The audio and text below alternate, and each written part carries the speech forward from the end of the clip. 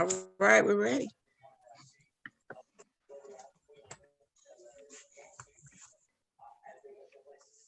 Oh, I need to cut my TV off.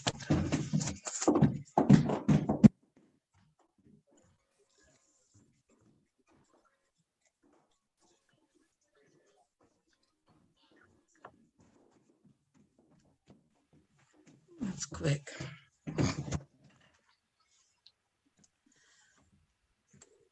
The Village of Lincoln Heights Committee of the Whole is now in session. Today's date is January 11th, 2021. The time is 6:30. Roll call, Ms. Randolph? Mayor, can you hear me? Yes. Okay, my internet keeps stalling. I'm sorry. Mayor Ruby Kinsey Mumphrey, Present. Vice Mayor Jeannie Stinson, Present. Councilwoman Phyllis Baber. No response. Councilwoman Linda Childs Jeter. Present.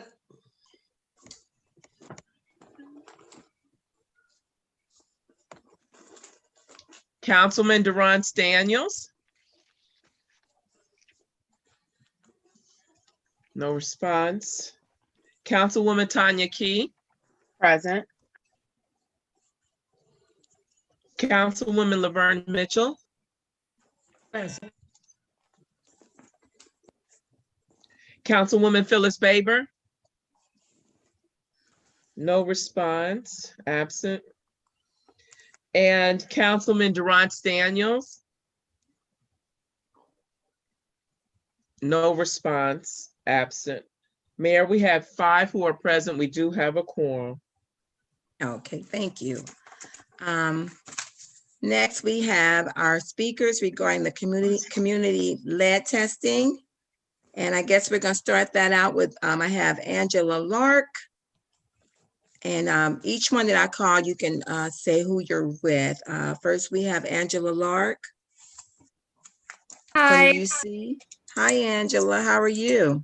Good. For some reason, it's not showing that you guys see me. Is it, do you see my video or is it just my name up there? Just your face so far. We can now And see you- your video. Okay. It was giving me trouble earlier and I now can only see it's giving your, me trouble. your voice. Yeah, we're showing you, but not the sharing of the video yet. Okay. So am I set to share screen? Yes, ma'am. Okay. Not yet. I haven't done my introduction yet. Okay. You can go put it up there. But I'm Dr. Susan Pinney from the University of Cincinnati College of Medicine. And I want to also introduce Dr. Nick Newman. Nick, you can wave. He's from Cincinnati Children's Hospital and the College of Medicine. And Dr. Newman is the head of the Environmental Health Clinic at Children's, and especially sees a lot of children who have been exposed to lead. I'm a professor in the Department of Environmental Health, forgot to say that. And Angela Lark is our coordinator of the Community Engagement Corps. So we're all part of a much larger organization called the Center for Environmental Genetics. And the center has been in existence. We're now about to start our 29th year. We get funding from the National Institutes of Health that will allow us to do a lot of things that support research in environmental health here in Cincinnati. So some of it goes to research, but not very much. We have a pilot project program, but most of it is infrastructure support. And one type of support goes to our Community Engagement Corps. So there are different parts of the center, and one of the cores is the Community Engagement Corps.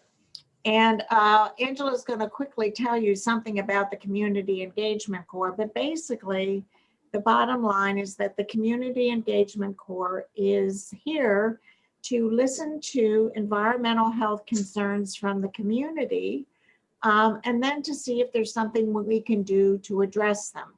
Now, before we do anything, we generally like to have some discussions with members of the community to see what you really think is the problem and what you might like us to do.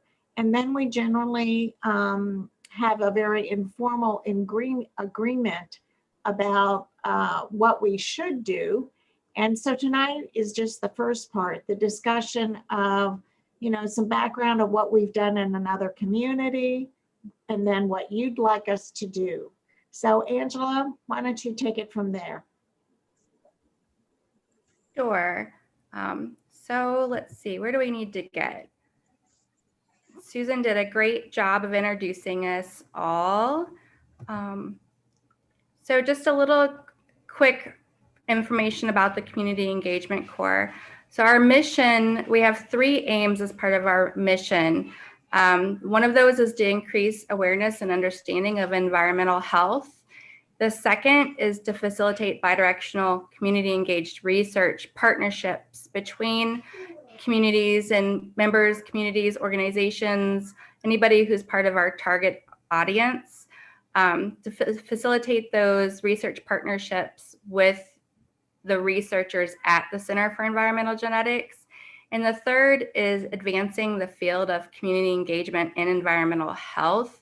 And what we mean by advancing is kind of discovering new and innovative ways to get communities involved in research. And one of those ways that we do that is through citizen science. Whoop, one too fast. Citizen science is kind of a newer idea of getting non-professional scientists involved in the research process. And it's becoming more and more popular, even starting kind of like on the basics. Like a good example of a basic citizen science project is one where you might be asked to download an app on your phone. And if you're in your backyard and you see a caterpillar, then you go and report that you saw that caterpillar on your phone. Those kind of citizen science projects are becoming more and more popular. And with our community engagement and involving citizen science, what we're really interested in is having citizens be part of the research process. That a lot of times looks like collecting data, but maybe on even a bigger scale than using an app. And I'll kind of describe to you guys how we've had citizen scientists work with us in the past. But obviously, as I'm sure all of you know, a really big positive to that is that the more involved you are in a project, the more invested you are, that you understand it better, you get the education from it. And so it becomes kind of an important part of the process when we're wanting to get people involved in our research projects. So starting in spring of 2019, we had a research project where we were looking at designing a test kit to look at metals in soil. And you guys can see that picture there. The test kit is super simple. It's essentially Ziploc baggies, a spoon, or even a garden trowel, or something easy to just get the soil that's on the top of the ground out, and then a protocol that kind of gives instructions of what to follow to collect your soil and put it in the envelope and get it to us. Super simple. And what we were doing was we wanted to test these kits to see how easy it was for people to follow the protocols, give us feedback on what they would like to see different, what we were doing well. And as you can see from the map, in phase 1, we had people participating all over Cincinnati, greater Cincinnati, all the way up, even up in like Ross and Harrison. And what we found with those initial results was that the closer you got to central Cincinnati, the more likely we were to find high lead levels in soil. And so From the reaction of the participants from that phase 1, we instituted phase 2 and looked at this area that map there all the way on the right. That's a neighborhood in East Price Hill. And we targeted working with the community in this area, which has a high incidence known for high blood lead levels in children, to work with them to test soil at homeowners that lived in this area. So what happened was that we had roughly 30 people participate, 26 people that were in that area, but we had a few people outside the designated area that asked if they could participate, and we said sure. And what we wound up finding was that 42% of the properties sampled had lead levels that are above 400 ppm, which is what the EPA has said is kind of the max levels if you have a yard that children play in. And if you look at the bar graph there, anything that's red, that's a household that participated, that their levels were over that 400 ppm. This is just kind of another visual there to show you the differences. So what happened was, what do we do with this information after, we had the citizen scientists, the people in the neighborhood that participated were the ones that collected the soil, sent it to UC, we tested it, and those were the results that we came up with. So now what are we doing with that data that we share? For one, anybody that participated, their data is strictly confidential. We don't share that information with anybody else for individuals. We don't tell the health department about it. That our lips are zipped with that. But we do share the collective data of what all of the results were together. And so initially we share that information with the greater community, the people that participated, the people that live in that community. From there, we shared that information with the health department and with the childhood lead poisoning prevention program. We presented that information at the Hamilton County Lead and Healthy Homes Collaborative. And then we've even gone as far to share that information at scientific conferences and journals. So this is just kind of what the process looks like when you participate in a project with us. And this is just kind of the story of East Price Hill.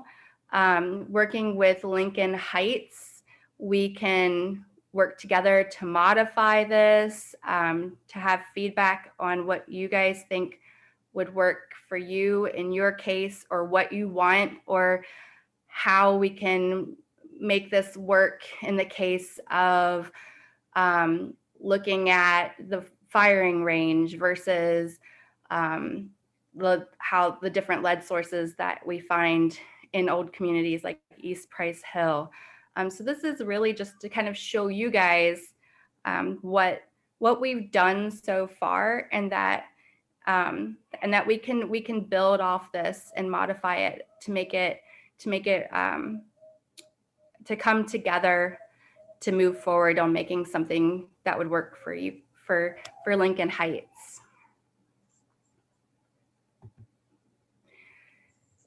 So our next steps moving forward in this project is that we need to kind of come up with a confirmation if we are going to partner together.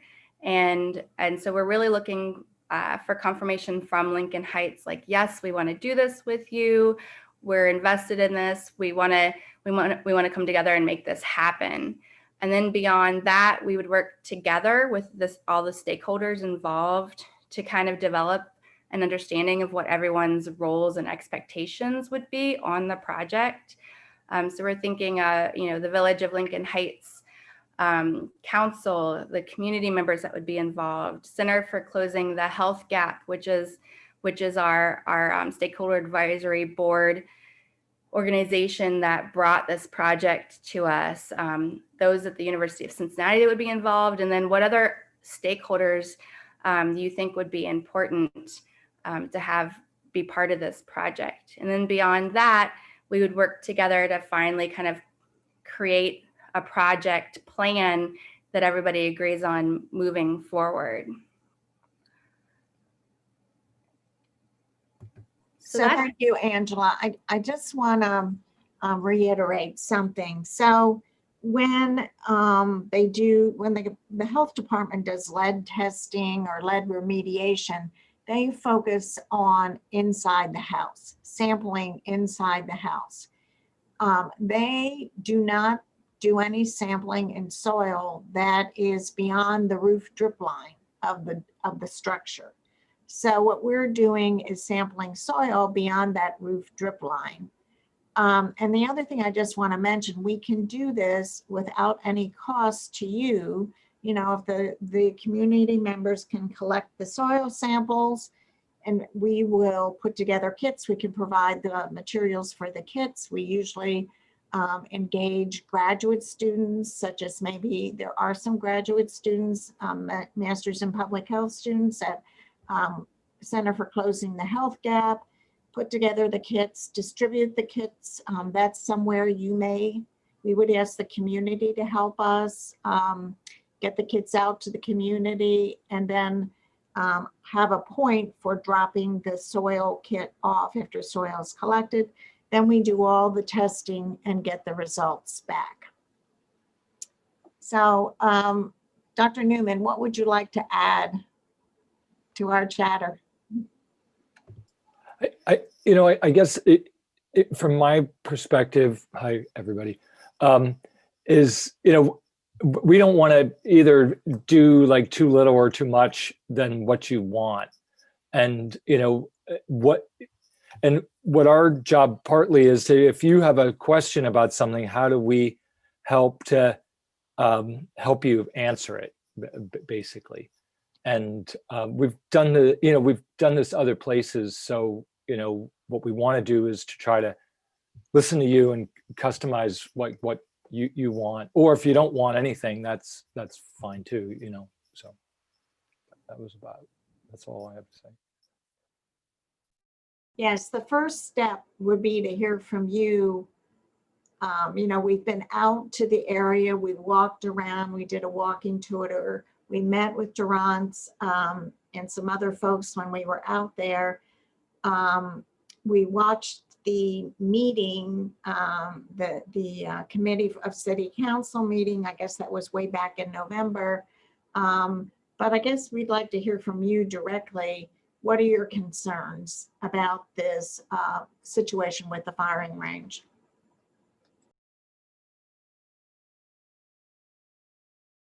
I have a question.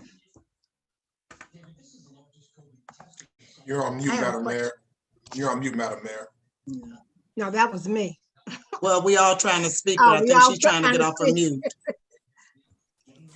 I can't see everybody because she still has a comment. So the first one I see so far is Vice Mayor Stinson.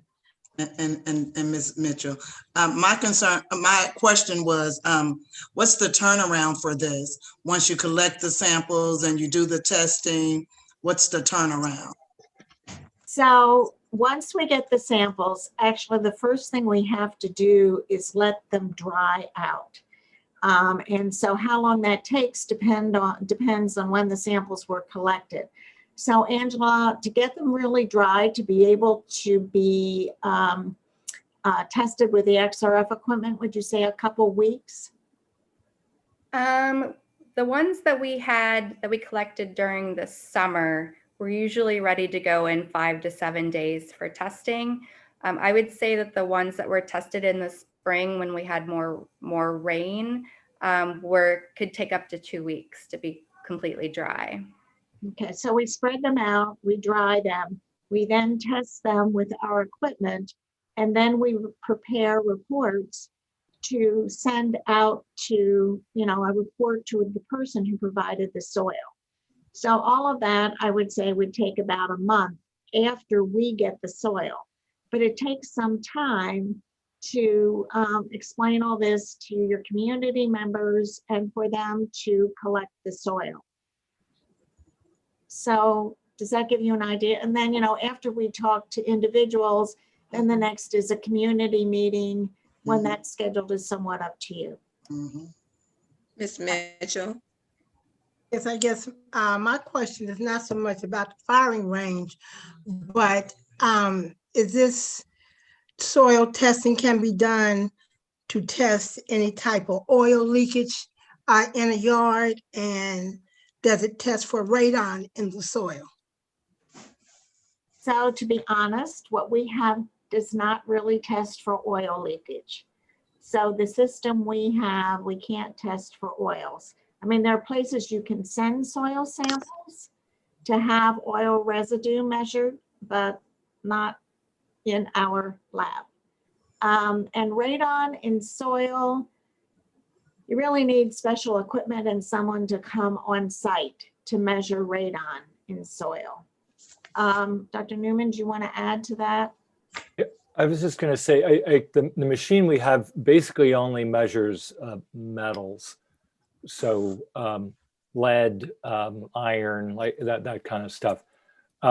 If you do have a concern about like that there's been fuel oil leaking or something like that, I mean, we could talk separately to try to figure out, I mean, we wouldn't be doing that testing, but we might be able to, help you get connected to, people who do that. Or if that's like a big concern for the community, we could think about like, how we could address that maybe in the future. Okay, because I'm concerned about the oil because we have a lot of cars parked in yards. Mm-hmm. And if it's parked on vacant lots, Oh, what right. does that do to the property if someone wants to build? I think we have a property in Lincoln Heights, about 2 streets away from City Hall. Mm-hmm. I don't think that you can build on because at one time, that's all they did was fix cars there. So Oh, really? Mm-hmm. the safety of that. And then, I was just concerned about radon and the effects it has. We tried to do gardens and things like that. So I'm just writing down what you're address- saying. okay, no problem. I can address that. So if you're talking about radon, like radon that might be in homes. So Yes, might be in homes, so might be in the school. radons in homes and schools is a problem because it's an enclosed space. But radon gas outside dissipates or gets diluted very, very quickly. Okay, So even if there was a little radon emitting from the, coming up from underneath the ground in your yard, it would dissipate very, very quickly. So even people who have been exposed, where there's a radon source from like an industrial facility, they've done modeling. I mean, it just dissipates very quickly. It's very different than dust. okay, Miss, so wait a minute, hold on, Ms. Mitchell. We got another question. We'll come back to you. Yes, Councilwoman Tanya Key. Thank you, Madam Mayor. My question is, you showed us information about Price Hill and about their levels. It seemed that close to half, or maybe just that half of the residents who tested their soil was over the EPA levels of concern. I guess that's the way I took it. What next after that? Then what? We come and we do these testing samples and, we publish to the community if there is large numbers of lead.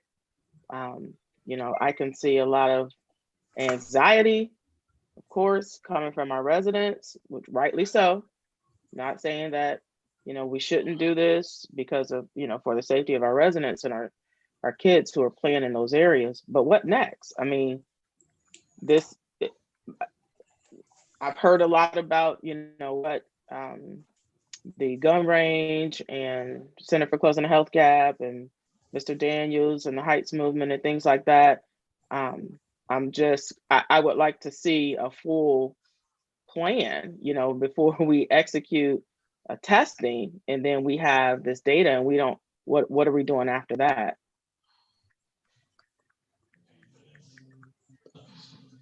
That's a very good question, because you don't want to just test, put bad news out there and leave people to, fend for themselves.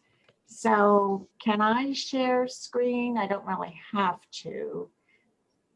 So we went to all these places and others and told people about what we found. And I'm going to tell you some results of that, and then Dr. Newman can talk too. So the Ohio EPA is examining the use of existing programs to see if they can also help with soil remediation. So soil remediation, if you have a lot of lead in the soil in your yard, is quite expensive, because they essentially have to remove the soil in your yard and replace it. So none of the EPA programs or the health department programs at this point pay for that remediation, but they're looking into it. Secondly, the Cincinnati Health Department recently got a HUD grant that includes money for soil abatement, just funded. And third, because we told people what we found, the lead and urban gardens are included now in Cincinnati Ordinance number 280. So that's an ordinance that maybe Dr. Newman can help me there, exactly what that ordinance does, or Angela probably knows even better. So, Councilwoman Key, I think you hit on a good point, because like working in environmental health, like you don't want to just come up with bad news for people and then just say, okay, all right, well, we're done. And so, we felt that way with the Price Hill project too, because we weren't necessarily expecting all of the results that we found. And so that's why we worked with the city to, basically tell them that this is a problem, and how do we try to like come up with the solutions. I think so there is, I'll tell you, I'll be honest, like we don't have, like, I can't say, okay, well, we're going to do this, and then if we find anything, we're going to clean everything up, because, the type of center that we are, we don't have that kind of money. So I think what we would want to do is do something that would basically help to address what your concern is. Like, we need to have a plan for that. And in terms of the current like lead abatement resources, and then also dealing with lead in urban areas, like, so a lot of what's been studied is basically cleaning up toxic waste facilities and things like that. And so dealing with lead in soil in urban areas is something that a lot of communities are just starting to recognize and deal with. Now, having said that, we don't know like what we're going to find. So like it could be that because of the age of the housing in Lincoln Heights, we're not going to see a huge amount of lead in the soil, but we don't know that. The housing in Price Hill is probably on average like probably 60 years older, and that was during a time when lead paint was being used extensively. So I don't have an answer to it, but I'm writing down what you're saying, because I think that needs to be built into whatever the project is that we have some kind of like what, if we get an output, what are we going to do with that output? So I can't like completely answer your question, but I mean, I don't want to create the scenario that you're talking about. Okay. Ms. Jeter, did you have a question? It's been answered. Okay. Ms. Mitchell? Yes. So where do you suspect that some of the lead sources would come from when you do the residential testing? You mentioned metal. Is that just from pieces, equipment being embedded in yards when maybe there was some um, demolition or just, I mean, there's one time we removed tractors, lawnmowers from a yard. I mean, who knows what pieces have fallen in? Is that the type of lead abatement you're looking for, as Well- well as paint? Specifically, so- your community, the concern is because there was a firing range. And they used lead bullets for what, 80 years? Yes. So that would be the concern. And again, you know, we don't know, but could any lead have, you know, seeped into groundwater? So let's say there are lots of bullets in the firing range. And I understand sometimes people find them in their yard. But being in the firing range, let's say you have lots of rain, so water runs off the firing range and it could travel to the soil in people's yards. That's just one example. So the source in this case, the reason that there might be a concern would be because of the lead bullets in the firing range. Vice Mayor Simpson. Yes, would we only test the soil around that area or throughout the entire village? Do you want to take that one, Nick? Yeah, well, I guess, you know, I guess my response is that would be up to you. If you know, if the concern is stuff is coming from the firing range, then, you know, we're gonna focus on that, you know, and the immediate area around that. If for some reason you wanted to collect it more broadly, I mean, obviously we can do that too. I mean, I think so part of I mean, and sometimes I would say one of the things that is like often frustrating, maybe from your perspective, is I wish like there was already data out there saying, oh, you know, if you live near a firing range, there's a good chance that there'll be lead in the soil. But in truth, like nobody's looked at this. And so they've looked at the firing range itself.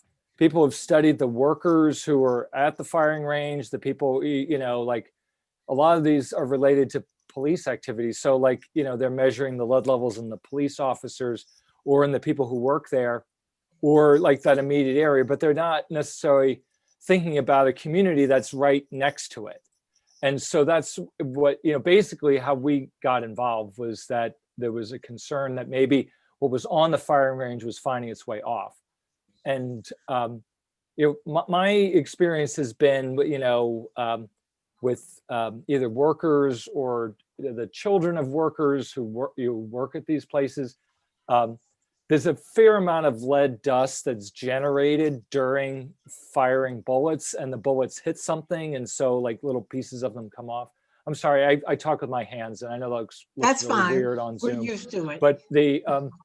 But the thing is, like, we don't know like how far is that going to drift, and you know, if it's more of an outdoor place, is that going to get into the mud or water or whatever, and it's going to find its way, you know, into somebody's backyard because, you know, there happened to be a really heavy rain and it washes some of that over. And so we really don't know. And then of course, maybe getting back to Councilwoman Key's question, then whose job is it to clean that up? And I don't know that our work will be so definitive as to be able to say like exactly like where it all comes from. All we can say is that there's lead there. So Dr. Newman, on the testing, would that be, because I know Dr. Penny mentioned about council going out getting some samples. So we would need to come up with a plan on the areas that we would like to test, like behind Marietta Terrace, behind Oak Park, where those playground areas at, and also like at the school, or we're talking about us deciding on how many feet away from the shooting range. It would be up to our decision, or how many testing areas were you wanting us to possibly consider? Well, that's all up to you. Okay. Well, with a little bit of a caveat, you know, usually in a yard, we ask for 4 or 5 samples. The protocol tells people. So we ask people to go and get some soil samples from different places in their yard. So actually in a citizen science project, you know, it's the community that really is out there encouraging people to take the kit and provide some samples. And we would work with you to say, oh, you know, it's best, you don't want all the samples to come from like right at the playground. I mean, to plan for how you would get samples from over the area, and we would work with you to do that. Now, once they come to us, obviously, there's a little bit of a limit on how many we can process. I mean, we need lots of space to dry them. And then basically we have Angela and a student to use the XRF equipment to test the levels. So I'm trying to remember, Angela, with when we did those 30 homes in phase 2, that would have been about 150 samples. Is that correct? No, because we did, the samples that were tested were a homogenized sample of the different. Okay. So we Yeah, we combine them homogenized. together. Yeah. If they gave us 5 little baggies with soil, we dry them and then mix them all together. We also have to do some sieving so the samples, so the soil gets all down to the same size. It can't have any clumps in it or something like that. So all that takes some time. So, you know, we welcome citizen involvement. The only thing that citizens, community members really couldn't be involved in is actually using the equipment, because the equipment, there's a tiny, tiny bit of radiation exposure. So we have to go through training and badging and all that, which Angela has done, so she can actually do the testing. So I think does that answer your question? Yes, because I was sitting here thinking about the radius of different points of the shooting range. I know on the Woodline side, they have their houses on that end, and that's actually where their shooting is at.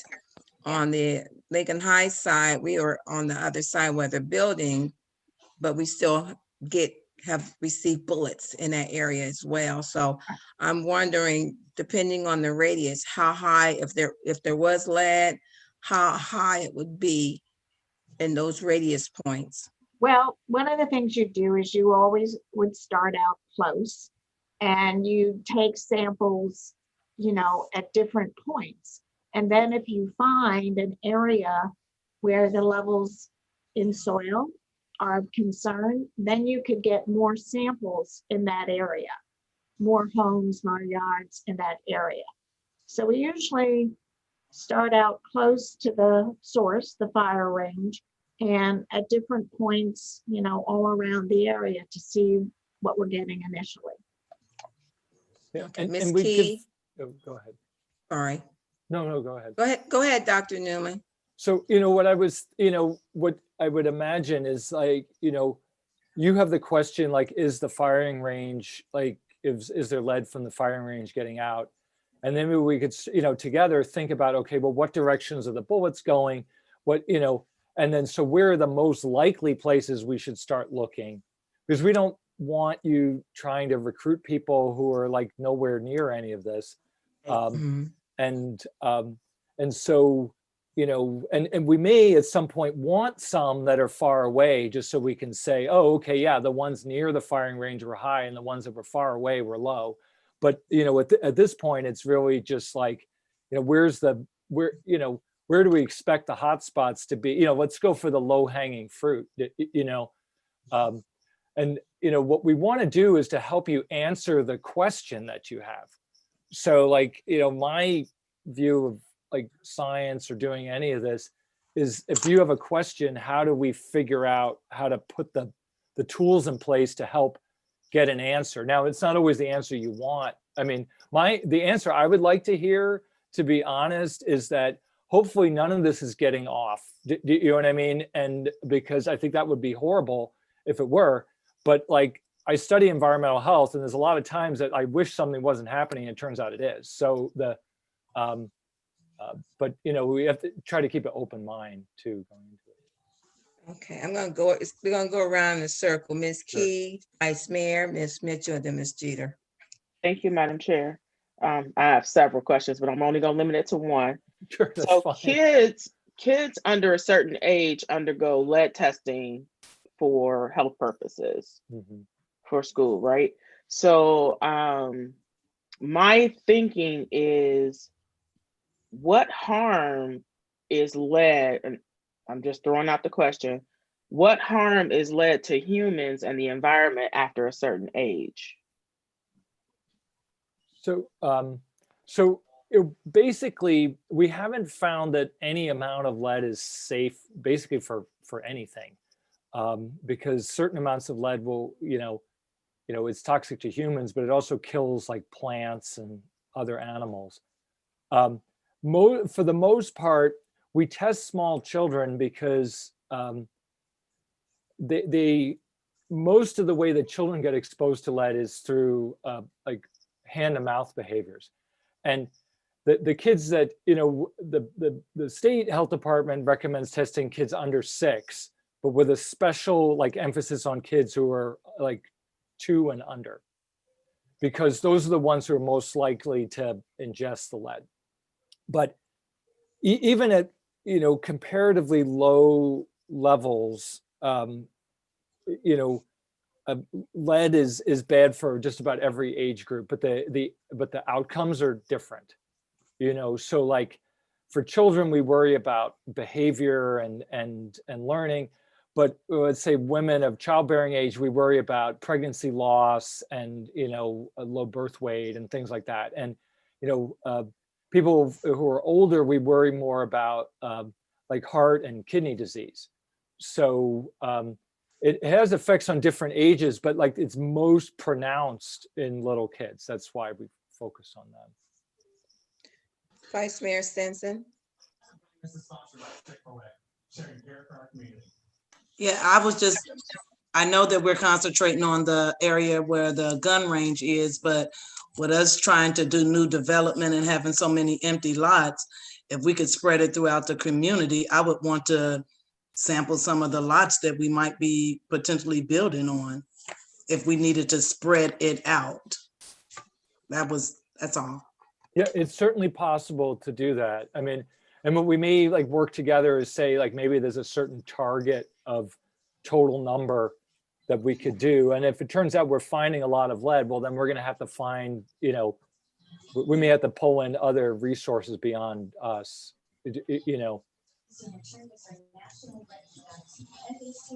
Councilwoman Mitchell. 30 locations, 30 yards is about Okay. what we can handle the first, wave. So we can handle 30 yards and each yard will have multiple samples from the yard, but they will be mixed together for the test. Councilwoman Mitchell. Yes, so will you be contacting Woodline so that this testing is done somewhat simultaneously, since their property abuts the firing range as well? And then we do have some some empty lots that could be developed right next to Woodline. Yeah, that's a good question. We haven't really had any contact with like community members or like the government in Woodlawn. So I mean, we'd be open to it, but and maybe we may want to. That's something we may want to consider if that's. If it seems like that's a likely area, but we can't like force it on somebody. Do you know what I mean? Like, if they're interested, sure. Okay. Ms. Charles Jeter. Thank you. This is 2 parts. One is that during the New Year's morning, there's a lot of shooting going on. So is that a problem? That's the first question there. Shooting somewhere else, not the firing range? Up in there. Oh. Yeah, celebrating. Yeah, Celebrating. celebratory. Yeah. Yeah. So no, that certainly isn't a problem to the extent of a firing range. Okay. Now I wasn't comparing it to the firing range. I just want to know, is there a problem when it lands every New Year's Day? over a period of years? You know, we talk about different levels of risk. And so the number of bullets that are fired in a New Year's celebration is probably quite minimal compared to how many bullets are fired in that firing range over the whole year. I mean, I have no idea of the numbers, but I, you know, would just think it's a huge number in the firing range compared to the celebrating. Okay, my only question was about when it go up and come back down, would that be a problem in the community? Well, not the firing range, but just in the community. They're going to come back down, and enough of them, you know, there may be some soil contamination, but Okay, just based on what we know, I would think the much more likely source would be the firing range. okay, and the second part of that is that your job is to analyze the soil and provide the data to us, and we take it from there. Is that what you're doing? Well, yes and no. I mean, yes, we ask you to organize the committee to get us the samples, and we certainly test the samples and provide data back to individuals. And we'll talk to your group about the, you know, like what the type of data that Angela showed today, what we call the composite data, showing the group. This is what the group looks like. In the past, like with East Price Hill, then we worked with them about, you know, we provided this data, which gives them good data to use in going out and pleading their case. And some of that we did with them, some of that they did themselves. Certainly we stay in constant contact with the health department, especially before COVID hit, and now they're just all consumed with COVID. But we don't report, we only report the individual results to the individuals who gave them to us. So like what you saw, like, you know, the, you know, percentage that were high and like kind of the basic graph, but you don't know who all those people are. So, I mean, they know who they are, but we don't provide like the individual data to anybody else.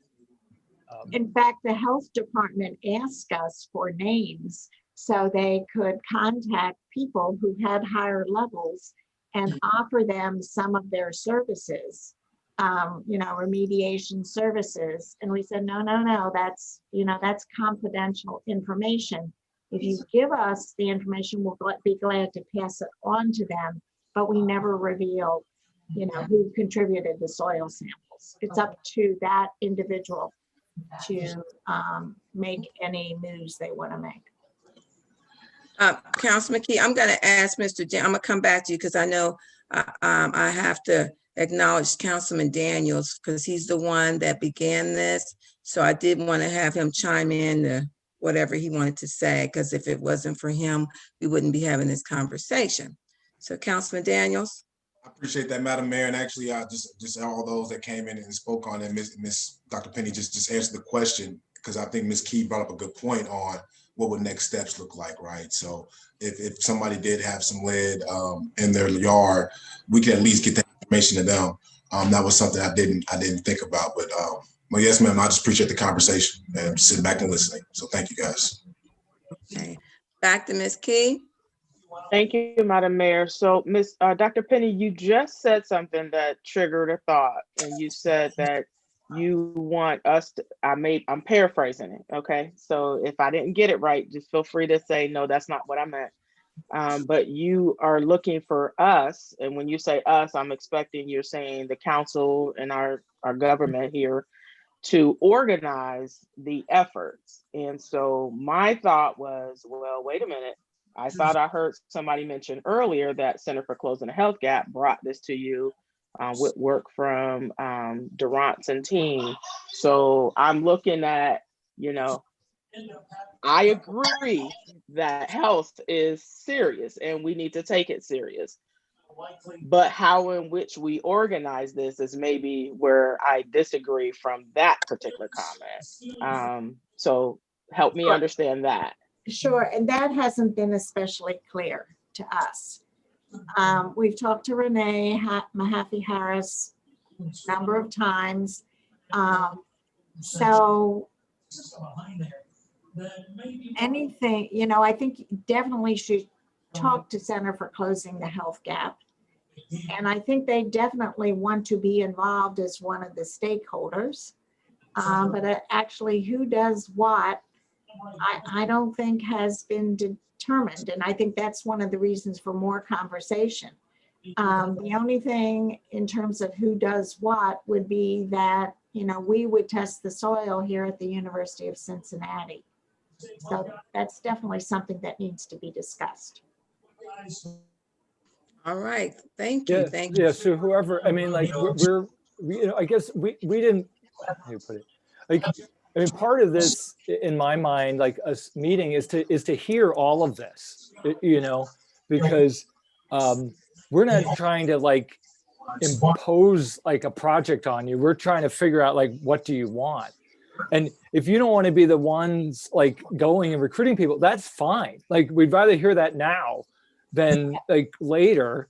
But we also want to find out like what your concerns are. And I think Councilwoman Keys, you've been like, you know, a lot of your questions have been great. I mean, all of your questions have been great, but a couple of the things that you said, I mean, you've really touched upon like kind of key decision points, which is going to help us make a better project out of this. Mid upper 20s. All right, last question, Councilman Daniels. And there was more just for clarification, so I made sure that everybody was on the same page. With Councilwoman Key, I was clear, what part did you not agree with? Did you not agree with us as council doing the recruiting piece, or another organization outside of council doing the recruiting piece? I was just clear on what part. And as I say, more importantly, you didn't necessarily Madam Chair, you're okay with it? Yes, go ahead. We got a lot of feedback. Yeah. Someone might want to mute the back of their phone. Yes, Ms. Key, go ahead. Thank you, Madam Chair. So I guess, number one, this is my first time hearing this as a council member. Okay. So when I hear this information and it's saying, what do you want? What do you want? What do you want? I haven't even digested all the information yet. So I don't even know what we want. And so then my other question is, having another agency or group appear before the group that can do the testing, saying that this is what they want. I believe in theory, yes, this is what we want, but I just don't believe I had enough time to digest this information to be able to say, yes, as a village, I feel like the village should be guiding this or leading this or coming from the village manager's office. Like I said, I'm still digesting the information. What I don't have a problem with is the health department, which ours is, it's not City of Cincinnati, it's Hamilton County's health department, leading the effort, you know, to do this work, working with Center for Closing the Health Gap, working with even your group, Durant, or Mr. Daniels, I'm sorry, or any nonprofit group. I don't have a problem with the nonprofit groups coming in to do the work. I guess what my point of contention is a group coming in saying, we need you to tell us what we want. And we're just getting the information and we're trying to determine what it is that we want and how we want to do this. Whereas it seems like the conversation has been going on. We've known about it, we've heard about it with other groups that have the propensity to do the work. Allow them to do the work. So that's my, let me clarify. That's only me. I'm only speaking for myself. And I think I understand your concern. So one of the things that we who represent the Community Engagement Corps are very sensitive to is never going into a community and telling them what to do or what they should do. So, so we were trying very hard tonight to not tell you what to do. The second thing is we would never expect decisions tonight. We're just trying to get all across the message. It's for you to decide. And if you think it would be better to go to Hamilton County Health Department and tell them the situation and ask them to do the lead soil testing, you know, they will, but I'll tell you, they charge people. No, ma'am, that's not what I was saying. Okay, all right. No, ma'am, But, that's you not know, what I was saying. Basically, what we put out here tonight is what we've done before and what we can do and what it might lead to. So, you know, we will test, give results back to people, and then, you know, talk to the group, whoever the group is, about where else the information should be distributed, to what groups, what county organizations and such. So where you want to go with it then is up to you, how proactive you want to be with spreading the word. Okay, thank you, Dr. Penny. Sounds like it's something that we're going to be able to, Ms. Childs Jeter, this is a safety thing, and maybe we'll need to have more additional conversation and safety with the blessing of Ms. Childs Jeter. And that way we can arm ourselves basically to get the information that we need so we can have more of an engaging conversation. Yes, Ms. Childs Jeter. Thank you, Mayor, for pointing that in my direction. And I like to have things in advance so I too can chew on that. I walked into this without any information. So therefore, when I ask about just the lead period in the community, I needed to know what and where we could look for these kinds of things. So my suggestions to anyone that's going out there to seek help, and the help is wonderful, is that you also talk to a safety person, or in if it has to do with property, and maybe Ms. Key, Councilwoman Key, but I need the information ahead of time, and just a conversation will help me because I walked into this blind. And let me apologize to our guests here. I just needed more information. So I'm in agreement with Ms. Councilwoman Key. Just feed me. Okay, so basically, Dr. Penny, the plan was to allow them to come and speak before council because this was going to be the only opportunity when all the council members were here. So normally when that does happen, we try to make sure that all the council members, some are on some committees and some are not, but this was the biggest avenue just to have the conversation and then place it back into the committee it should go to. So we will be able to have more additional conversations in the safety. And so I thank you all for coming. And it is allowing our residents to view this along with the council members, because this is when the majority of, well, all of us are together at one time. Good. Mayor, we can send a copy of the slides so you could distribute them. Okay. Okay. All right. Thank you. Madam Mayor. Okay. Yes, ma'am. May I ask Councilman Daniels a question, please? Yes, ma'am, you can. Okay, Councilman Daniels, you've had some prior conversation with other people concerning the lead at the firing range. Is this what this is directed towards, or is it community period? Not sure if I guess it'd be the community period. I'm not sure. Can you rephrase the question or just kind of help me understand? The gun, right? When you talked about whoever you talked to about the lead in the community, were you directing that towards the firing range and what's been going on there, and if it's hitting our community, or was it about the community in general, the whole community? Well, lead specifically, you know, like I believe, like the professor said, okay. We'll target the area that's closest to it. Okay. Once again, I believe, if I'm not mistaken, Madam Mayor, help me understand. When we did the walkthrough, were you present that we did the walkthrough, or was it another conversation, Madam Mayor, where you had a chance to meet the rest of the team? But the only reason I'm asking, Madam Mayor, is when we were having those conversations, I think that can best answer Ms. Childs' Jeter question. Is that I think it's the surrounding area. You know, we're worried about having lead contamination, whether it's through dust, whether it's running water off. And I think Professor Newman said it best, we don't know.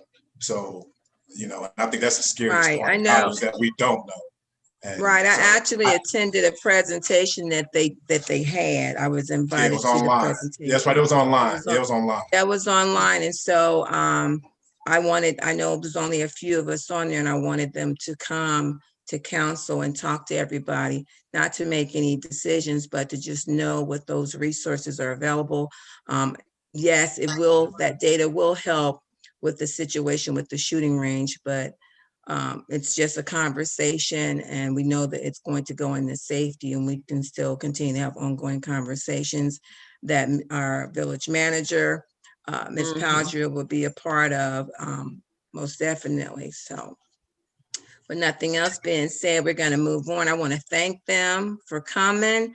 Looking forward to us having additional conversations about that, because this is questions that have been asked for decades. And so we appreciate that you all are interested in being one of our stakeholders, partners, and I'm looking forward to more conversation. But thank you again, Dr. Newman, Dr. Penny, and where's the other young lady? Miss Angela Lark from the University of Cincinnati. Thank you. Talk to you soon. Thank you All for right. the opportunity to Thank you. talk to you. Bye-bye. Bye-bye. Okay, council, we're going to move on to old business. Second reading of resolution number 2020 R44, resolution requesting the Ohio Director of Transportation to proceed with the highway improvement project, commonly known as Safe Routes to School, and authorizing the mayor to enter into a contract with Ohio Director of Transportation for the improvement project. We did just a first reading at our last council meeting. Is there any questions? Mr. Desai, did you need to elaborate on that at all? I'm sorry, did you ask me, Mayor, or did you ask Ms. Powdrell? Whomever, which one of you wanted to elaborate on that? I know we did just one meeting, but I just wanted to bring council back up to speed to what we're voting on tonight. I'll defer to Ms. Powdrell unless she wants me to speak. Okay, that's fine. We asked Ben from ODOT to answer additional questions regarding the contract. And I think the biggest question or response that we got that could be a challenge for council is that if the price of the project increases, the council would be on the hook for that. I followed up with a conversation with Ben today, and he said, signing the contract, as the process goes, Mayor, he would be asking you to sign the contract. Then they would let the contract and go out for bid. If those numbers come back higher than what is expected, he would work with the council to try to move some line items or scale back the project. So the biggest concern with signing the contract is that there is a potential that the price of the project could increase, and the village would be responsible for that. But again, you have an opportunity before you move forward to reduce that contract. And they would work with you to do that.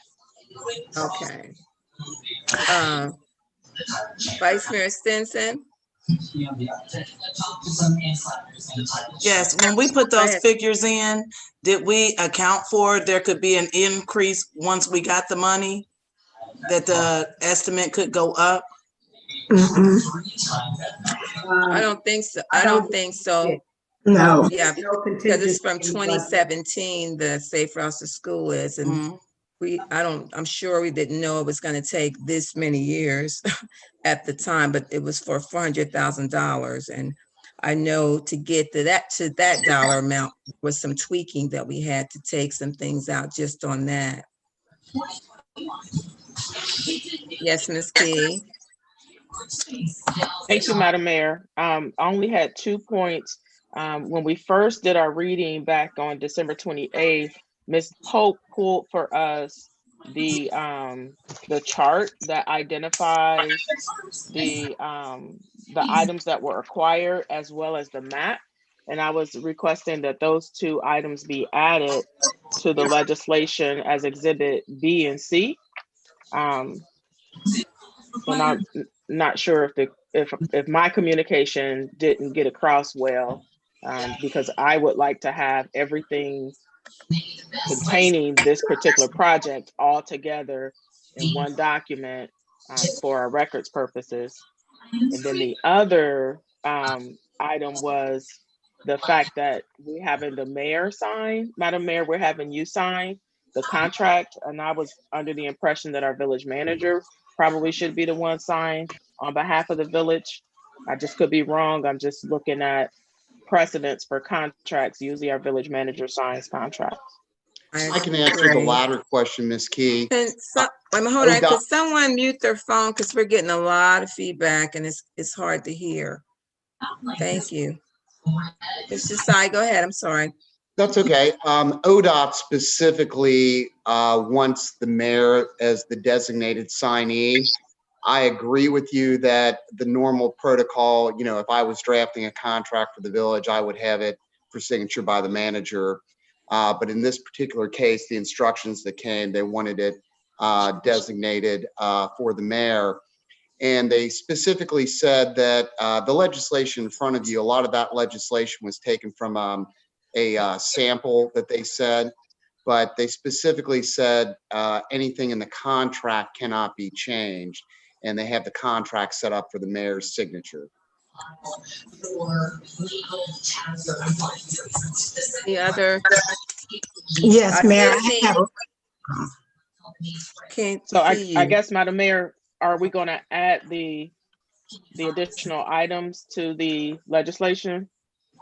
I see the Exhibit A. It was, you were looking for Exhibit B as well. B and C. Ms. Pope had emailed all of us, it looks like, on December 28th, when we first did our first reading, making that request. So it should have been included when you got it. Ms. Randolph, would you have the information?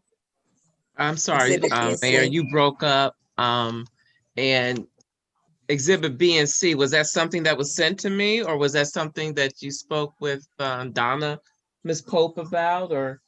So I spoke with Ms. Pope about, after getting the legislation, to ask where the other supporting documents were that was talked about in the actual legislation. And so she pulled those documents and emailed them to all of us, like I said, back on December 28th. And I was just requesting to add those as attachments or exhibits to the legislation. Was it anything other than the contract? It was the map. It was the map outlining the details that's in the contract and the legislation, as well as a small, it's like a little spreadsheet that shows what we acquire in order to do the project. So it I basically just wanted to make the legislation inclusive. Yes. Okay.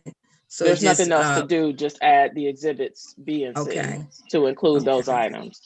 Well, yes, okay, so we'll need to amend the legislation then to do that.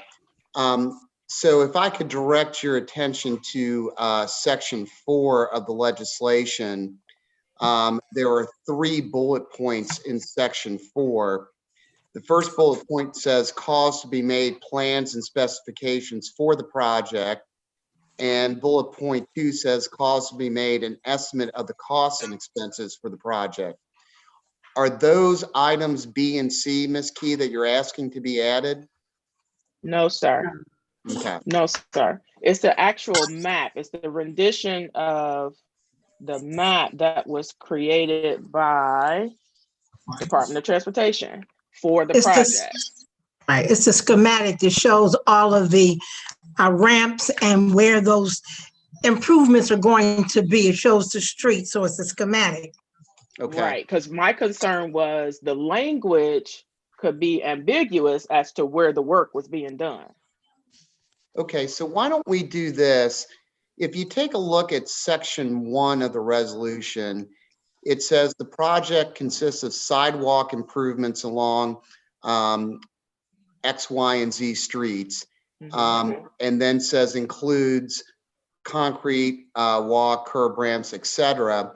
Why don't we, at the end of that, say, comma, as depicted on schedules 1 and 2 attached.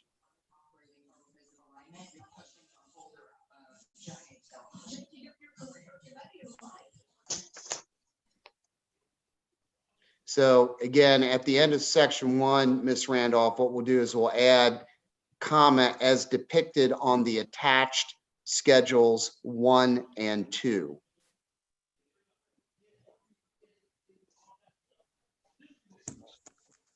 And so we'll make a motion to amend that at the regular council meeting to add that, correct? Yeah, so since we've already had the first reading, once we have the second reading, we can't amend. So prior to the second reading, so you'll introduce the legislation and then you'll be looking for a motion to amend prior to the second reading. Madam Mayor, may I ask a question? Yes, ma'am. Just for clarification purposes, Attorney Desai, are you saying at the end of section 1 paragraph where it ends with the Village of Lincoln Heights, period, then I begin and I add as depicted in the attached schedules 1 and 2? Is that where I add that language? Yeah, the only thing would be instead of a new sentence, I would just delete the comma, I'm sorry, delete the period at the end of Lincoln Heights, insert a comma as depicted on the attached schedules 1 and 2. All right, thank you. You're welcome.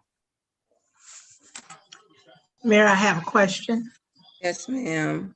So Ms. Powdrill, did he indicate what the percentage increase might be for some of this work over this period of 4 years? Maybe it's 3% a year or something like that. And number 2, did he say how he would assist us if the cost is increased and we would have to pay it? He did not indicate there would be a percentage increase. There's no cap on that. So what he said, he has to send it out for bid. There is no estimated cost at this point. Once she signs a contract, then it goes out for bid. And then your second question was? How did he indicate how he might assist us to obtain additional revenue for this project if it goes up? He did not say he would get additional revenue. What he did say, cost. What we could do is rearrange some costs, maybe eliminate some things from the project to get us back into that dollar amount. Thank you. You're welcome. Basically, to what we were, when we first started the grant, we had to pull some things out just to get to that $400,000 mark. Right. Okay, so we Madam just do Chair? it this time. Yes, ma'am. I have a question. Yes, When ma'am. we put the figures in, did we go with the higher number? The We higher actually- figure? You mean when you did the estimate? When you get an estimate, did we go with the higher number when we put our I'm not sure. I wasn't numbers here. in? I'm not sure. I would defer to the mayor. That's what I was asking, Madam Chair. I mean, Yes.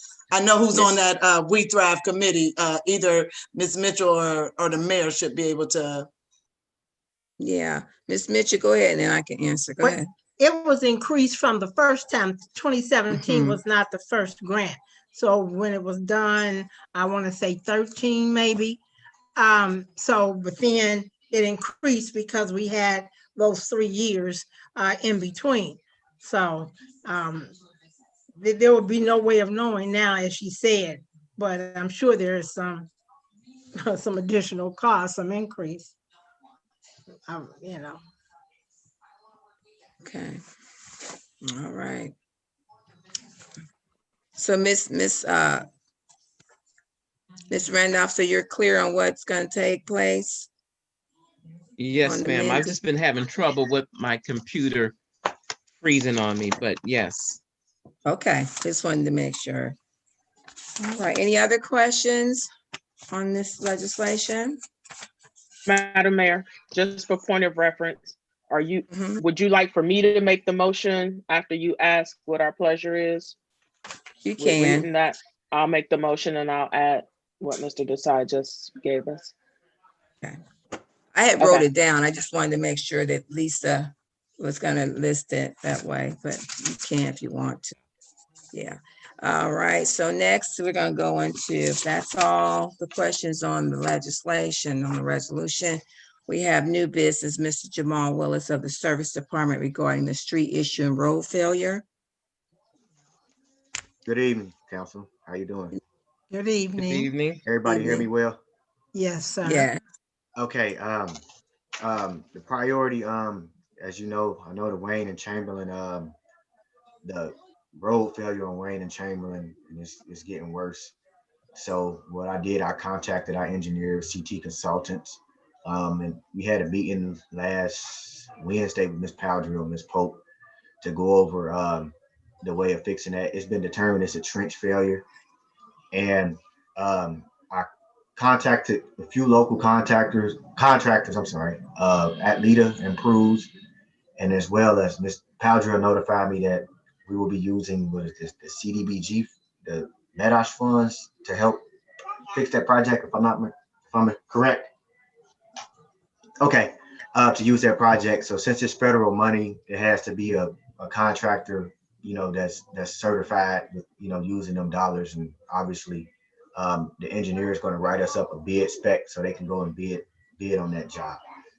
And the price is going to be a little bit higher because winter prices is higher, but I feel like this one is priority. And I don't want to wait till the spring to get this one done.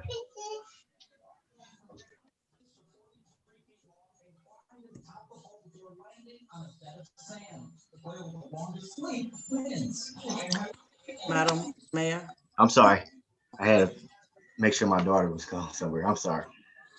Okay, got a question? okay, any questions for Mr. Willis? What was the street again? Wayne and Chamberlain, you know, if you're going up Wayne by the store, that hold it, yeah, and that's priority. And I don't want to hold that off until the winter, the spring, because anything can happen. Is that where the sinkhole is? Yes, that's actually two. And there's another one on Lindy and Leggett, but we have that one plated. And I was going to contact a televac company, not a televac, a company with a camera so they can see exactly where it's coming from. That one is plated, and that one can hold off until the spring. But this one on Wayne and Chamberlain, we gotta act in an aggressive manner. Any more questions for Mr. Willis? Yes, So Ms. Mitchell? is there an estimate? I mean, I know you said we have to get bids, but just in your line of work and the other work that we do. I have a one estimate from Alita was $9,200, $9,200. Cruz came and met with me today, so I'm just waiting on Cruz to get back with me. I contacted 4 contractors for development and how, then they haven't reached back with me yet. So You said you got those estimates, but we have to bid it, correct? it's gonna have to be bidded because it's dealing with federal money. So the engineer drew up a spec. Stephanie drew up a spec to bid on. And what it'll be is it's a full depth repair. So basically, they're gonna dig down and dig down, clean the hole out, and concrete. It's 10 inches of concrete and 2 inches of asphalt. That's what's considered a full depth repair.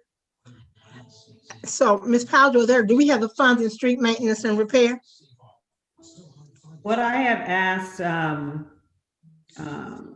Joy Pearson, Emily at the Hamilton County Department of Planning and Development is to reallocate the funds from the light at Medosh and Wayne for this particular project.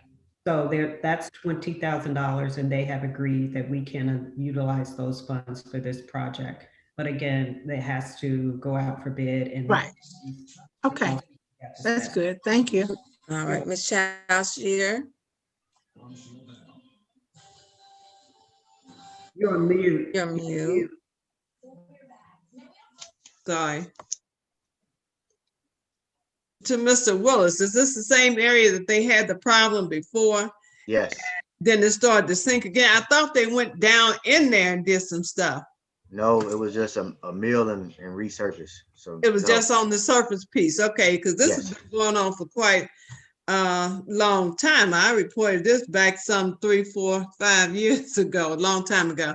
So So this is a full depth repair. So Yeah. they actually excavate the hole and it's like a 18 by 35 inches is what they're gonna have to take out. Feet. I'm sorry, not inches, feet. Okay, we want to make sure this thing works this time. All right. Okay, thank you. We're going to go on to miscellaneous business. Is there any? Okay, there's not any. Oh, yes, Mr. I'm Daniel. just in advance only because I just got a call. I may have to be excused from our next meeting at a certain point. If that is the case, I had done a written report. So I know I'm on the next meeting for having a law committee meeting report. So if there is that call that comes through, and if we're past 9 o'clock, I'm only saying if it's past 9 o'clock and we're still meeting. I do have a I hard hope we're stop not at- past 9. but that's why I want to put out miscellaneous. If I'd have a hard stop at 9. I have submitted my report.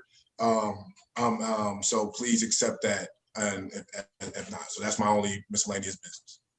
Yeah, I want that hard stop too. Did we have the report in our packet? Because I went and picked mine up today. I don't have. I didn't have mine.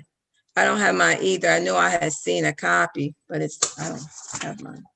Seen an email, but I didn't. Madam Chair. Oh, it's in the email? Okay. Yeah, it's in the email.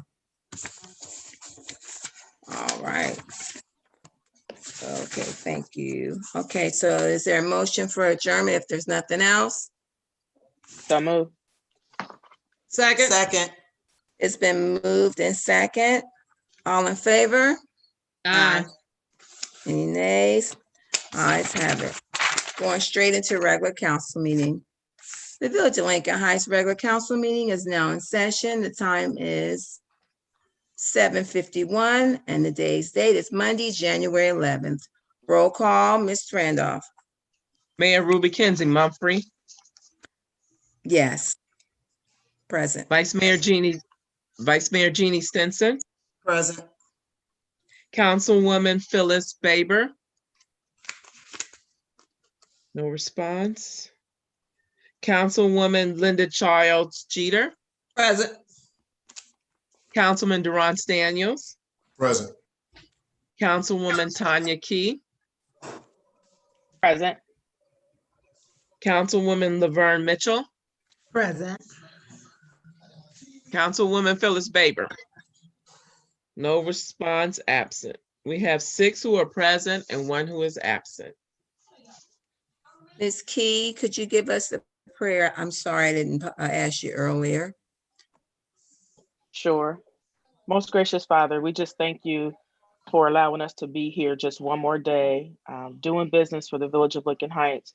We ask you to help us, each and every one of us, as we look at documents, read, understand, digest, that we may be able to make wise decisions for the village as it will impact our residents. Lord God, we ask you to protect our residents. We ask you to remember those who are grieving on today. We've had lots of loss in the village. We ask you to remember the Green family in a special manner. Lord God, we ask you as we continue to do the business of the village, that you be with us, that you lead us and guide us with your most ultimate wisdom. It's in your name we pray. Amen. Amen. Amen. Thank you. Madam Mayor, Yes, sir. since Mr. Daniels may have to leave and we are already down 1 council member, I'm wondering if it might make sense to amend the agenda and go ahead and move up item 10, resolution 20-R-44. It does take an emergency clause. That would be fine. I'd like to make that motion Second that. that we move it, item number 10 from the agenda to right above announcements. I think we'd make it item 5 on the agenda. Item 5 on the agenda. I'd like to make a motion that we move item 10 to item 5. I second that we move item 10 to item 5. It's been moved in second. Roll call, Ms. Randolph. Well, all in favor? We can do that. Aye. Aye. Any nays? Ayes have it. Okay. All right. Thank you. All right. And then I didn't mean to interrupt your train of thought. We do then still want to go ahead and have a motion to accept the amended agenda. Mhm. Yes. So is there a motion to accept the amended agenda? Motion. Second. It's been moved in second to accept the amended agenda. All in favor? Aye. Aye. Any nays? Ayes have it. All right. Now, since that has been changed to number 5, Ms. Key. Uh-oh. I'd like to make a motion to amend Resolution 20 R44, Section 1, to include at the end of the section, Lincoln Heights, comma, as depicted on attached schedules 1 and 2. Second. It's been moved in second. Roll call, Ms. Randolph. Councilwoman Phyllis Baber. No response. Councilwoman Linda Childs Jeter. Yes. Councilman Durant Daniels. Yes. Councilwoman Tanya Key. Yes. Councilwoman Laverne Mitchell. Yes. Vice Mayor Jeannie Stinson. Yes. Mayor Ruby Kinsey Mumphrey. Yes. We have 6 aye votes, 1 absent. The motion does pass. That was motion to amend. All right. Motion in order to suspend the, any questions? And Madam Mayor, Mr. Desai, looks like you want to say something. Go ahead. yeah, so we now need to proceed with the second reading, and because it is the second reading, we do not need a motion by title. It is by title by default. Okay. So we're gonna go straight to, well, we don't have to do, don't we have to suspend the rules though? Oh, we don't have to. I'm sorry, I got you. Yeah, so after Yeah. the second reading, that would be in order. Okay. All right. Yeah, I threw my thought off. Okay. Motion in order to suspend the rules of resolution 2020 R44. Well, no, we should do You want to this. read by title? Yeah, we should go ahead and have Ms. Randolph read it by title and then do that motion. Okay. Motion in order to read by title only for resolution Need 2020 a motion. She just reads it. She just reads Yeah. it because it's the second reading. So if Ms. Okay. Randolph could read it, then we can, after she reads it, we'll do a motion to suspend. Okay. Go ahead, Ms. Randolph. Okay, Village of Lincoln Heights, Hamilton County, Ohio, resolution number 2020-R-44. Resolution requesting the Ohio Director of Transportation to proceed with the Highway Improvement Project, commonly known as Safe Routes to School, and authorizing the mayor to enter into a contract with the Ohio Director of Transportation for the improvement of the improvement project. Motion to suspend the rules. Second. It's been moved in second. Roll call. Councilwoman Phyllis Baber. No response. Councilwoman Linda Childs Jeter. Yes.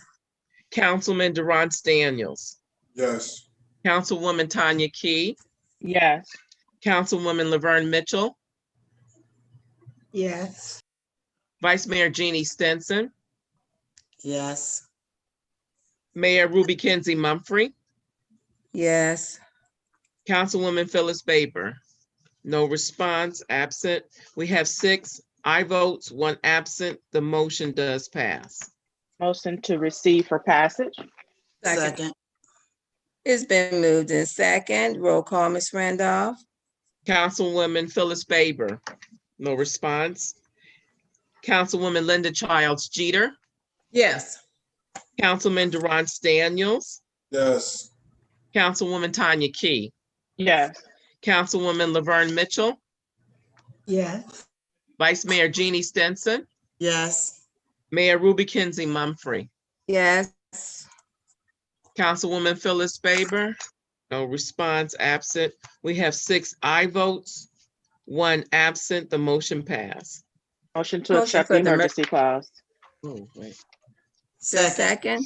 It's been, it's been moved in Was that- second for the, it's been moved in second for the emergency clause of resolution 2020 R44. Roll call. Madam Mayor, may I ask a question? I wasn't sure on who second. I don't know if I heard Vice Mayor. Second, Stinson. Okay. Sure.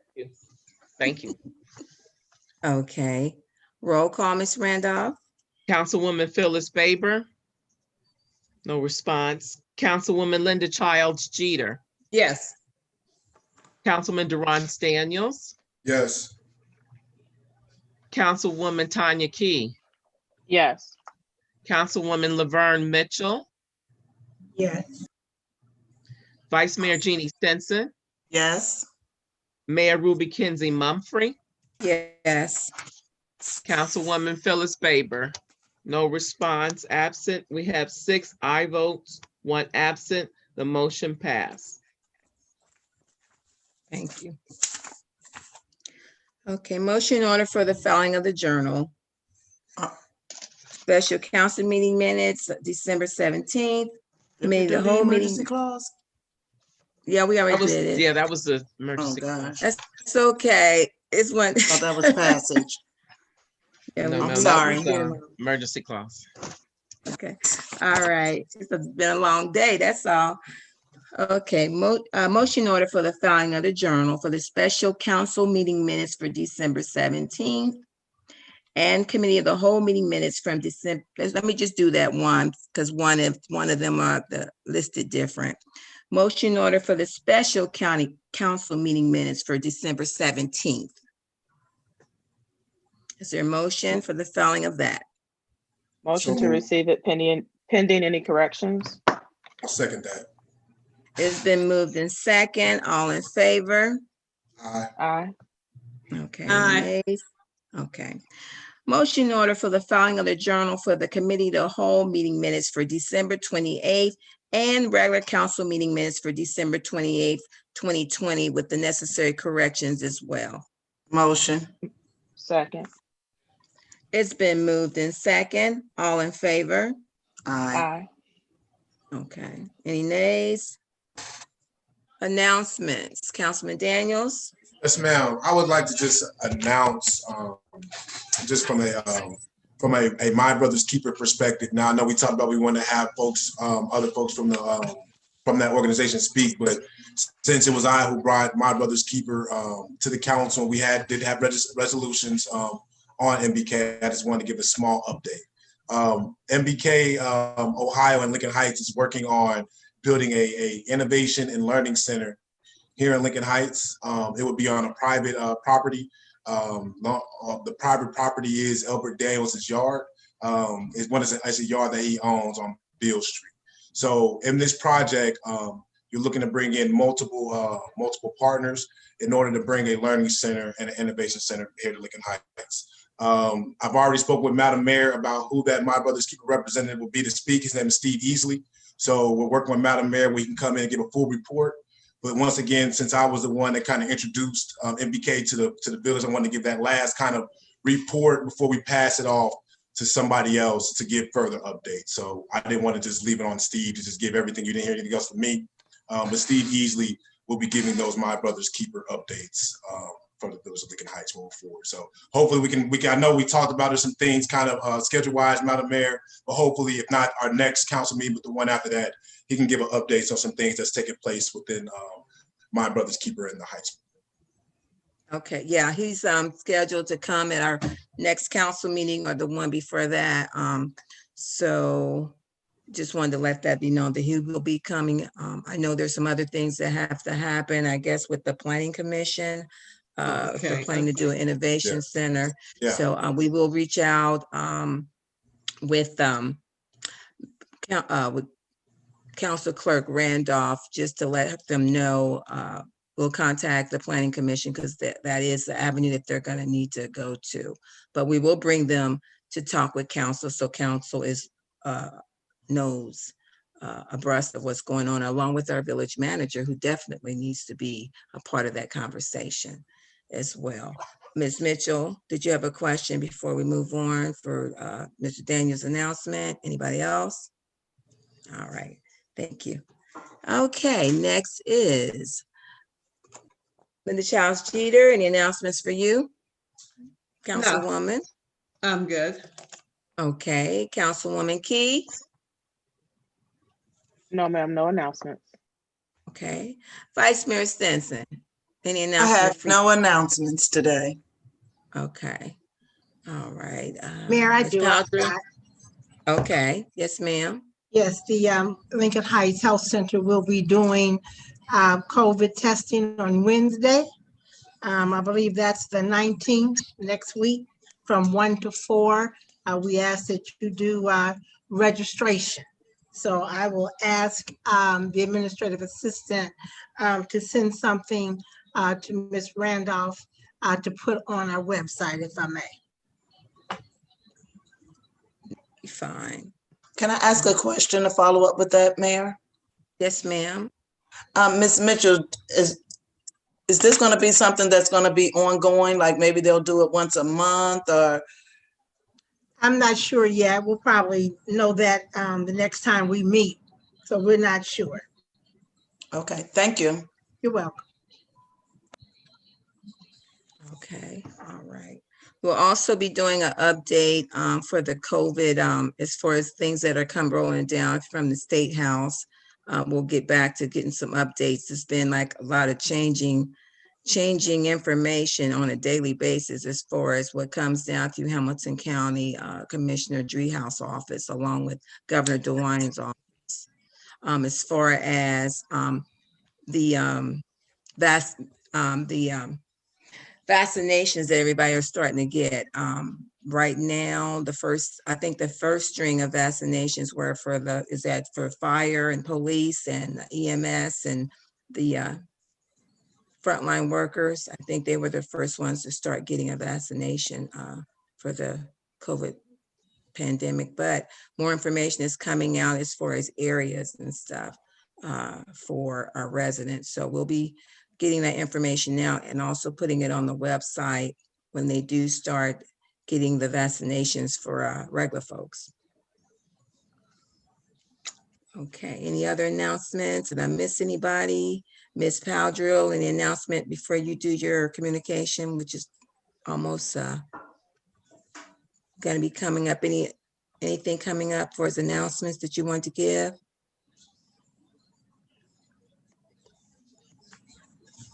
Okay. She said she didn't hear you. You're on mute. No, I do not. Okay. Thank you. Madam Mayor. Yes, ma'am. To Councilwoman Mitchell, Monday is a holiday. Is Martin Luther King Day? 15th. Okay, so we have to move our meetings to the next day, to Tuesday. Yep. Okay, so that is something I was just sitting here thinking about. Instead of us meeting on Monday for safety and for finance, we will meet Tuesday. I guess I'm speaking for the both of us at 5:30 via Zoom and 6:30. Is that okay with you, Councilwoman Mitchell? Sure. Madam Mayor, Yes, ma'am. do we need to inform ICRC that it's moved to the next day? Yes. Yes, Ms. Randolph. I was gonna say, I've already done that. Okay. I send them Thank a you. month ahead of time, the calendar, and I've, so they'll be able to coordinate with giving us our Zoom links in a timely fashion. Thank you. Thank you, Ms. Randolph. Thank you. Okay. Is there any hearing from the residents? I didn't see anything out there. No, ma'am. All right.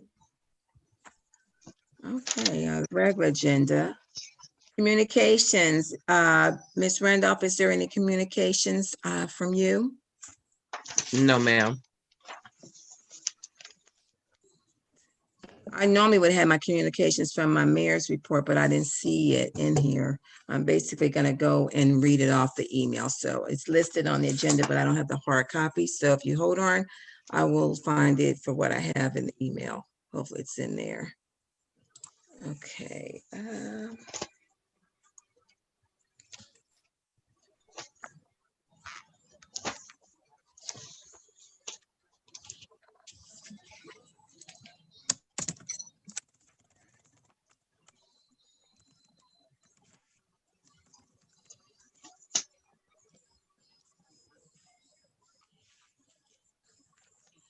I do not. Is that it right here? Madam Mayor, I have it. If you would let me share screen, I can share it with everybody. Yeah, because I don't have it. I know I saw a copy, but I didn't have it in my hard copy when I picked up my paperwork. It's not in there. Yes, so you can go ahead and share that way I can read it off. Okay. I think, let me see if I'm already enabled. I am. Give me just one moment. Okay. Can everybody see that? Yes. Oh. All right. January 5th, the Village Council, the Lincoln Heights Mayor's Court monthly report for December 2020. I can't see, you got to roll it for me, Mr. Desai. Okay, all right. Total to the state, $254. Total area fines to external agencies, $0. Total to other entities, including restitution, $9. Total bonds forfeited to the village, $0. Total to village includes miscellaneous receipts, adjustments, and BA fees, $2,362. Total to be dispersed, $2,625. Along in your packet is actually the bank reconciliation. So you will have that information as listed, which Mr. Desai is rolling on the screen to show you the bank reconciliation. Is there any questions? All right. Motion Is to there a receive the motion? motion to receive the mayor's clerk or mayor's court report. Second. Okay, it's been moved in second. All in favor? Aye. Aye. Any nays? Ayes have it. Okay. I did want to mention a little bit, since we're talking about mayor's court. So Miss Peterson, she's planning to come to council. I'm thinking the next council meeting to give us an update on how tax collection is going to be in mayor's court. I know the letters went out. We were planning to have that happen, but I think she had some things that she had going on. So we are planning to have mayor's court for tax collection start at the beginning of the year, and she had to send out a series of letters before she could put them on the docket. And so I have invited her to come to our upcoming council meeting so she can share that information along with some tax information as far as our businesses that may have not got some things taken care of, that may find themselves in a situation when it comes to the business licenses. So you'll be able to ask her any additional questions when she does come. Yes, Ms. Childs Jeter. I want to thank Ms. Peterson and the Village of Lincoln Heights for sending out the notices saying that tax season is here. So thank her for doing that, because everyone needs to know it's time to fill out the papers and get it in by the 15th of April. Good job. Yeah, great job. She's worked hard to move some well-needed information for his tax department, and I'm sure the residents are thankful that she is working hard to educate them and get those resources and information to them. And she's already out the gate. January 1, that first week, people were getting their information, and they were thankful that she sent that to them. Okay. Next would be communication from the village manager, Ms. Powdrill. Yes, most of I've been here a little over a month but less than 2 weeks. And most of that time has been spent having conversations with each council member, community stakeholders, employees. And part of the biggest reason for me to do that is to understand the rich history that was in the village before I came. And to be able to hear what from each individual council person, what are some of the challenges that you see, and how do you think that we can move the village forward in attacking those challenges? And so with this opportunity, I'd like to just kind of give you a precursor to my presentation later. I took all of that information and put it in a PowerPoint presentation to help guide me and you to improve the village over the next 3 years. What I'm asking before I give that presentation is that you trust the process that I'm asking you to be a part of. If you do not see your group or your area of interest, it's probably embedded. It's not probably, it is embedded in one of those high-level priorities that I've set out for the village. It is there. And I'm going to pick on Councilwoman Key tonight to show as an example of how I'd like to move forward using the tools and the techniques that I have learned to help keep us focused over the next 3 years. Yes, you all will have me for the next 3 years. So I'm that all? At least. So that's what I have. And Vice Mayor Stinson, that would be my written report for this month, if that's okay with you. Thank you. Ms. Powdrill, are you going to share the PowerPoint? Yes, ma'am. Oh, I okay. think I'm on for the new business, I believe. Is that okay with everybody, or should I do it now? Let me know. No, you can put it on Okay, new go ahead. business. Oh, you know what? It's actually gonna move it up because 10 is already done. Huh. So it's gonna move it up a little quick. So it'd be after the committee reports, and then we'll go straight into it. Okay. Is it anybody have any questions? Okay. All right. Okay. All right. So next, if there's no questions for her, I'm sure you're going to have some when she gives her global strategic goal plan. Committee report. Mr. Daniels, are you still there for your law standing committee report?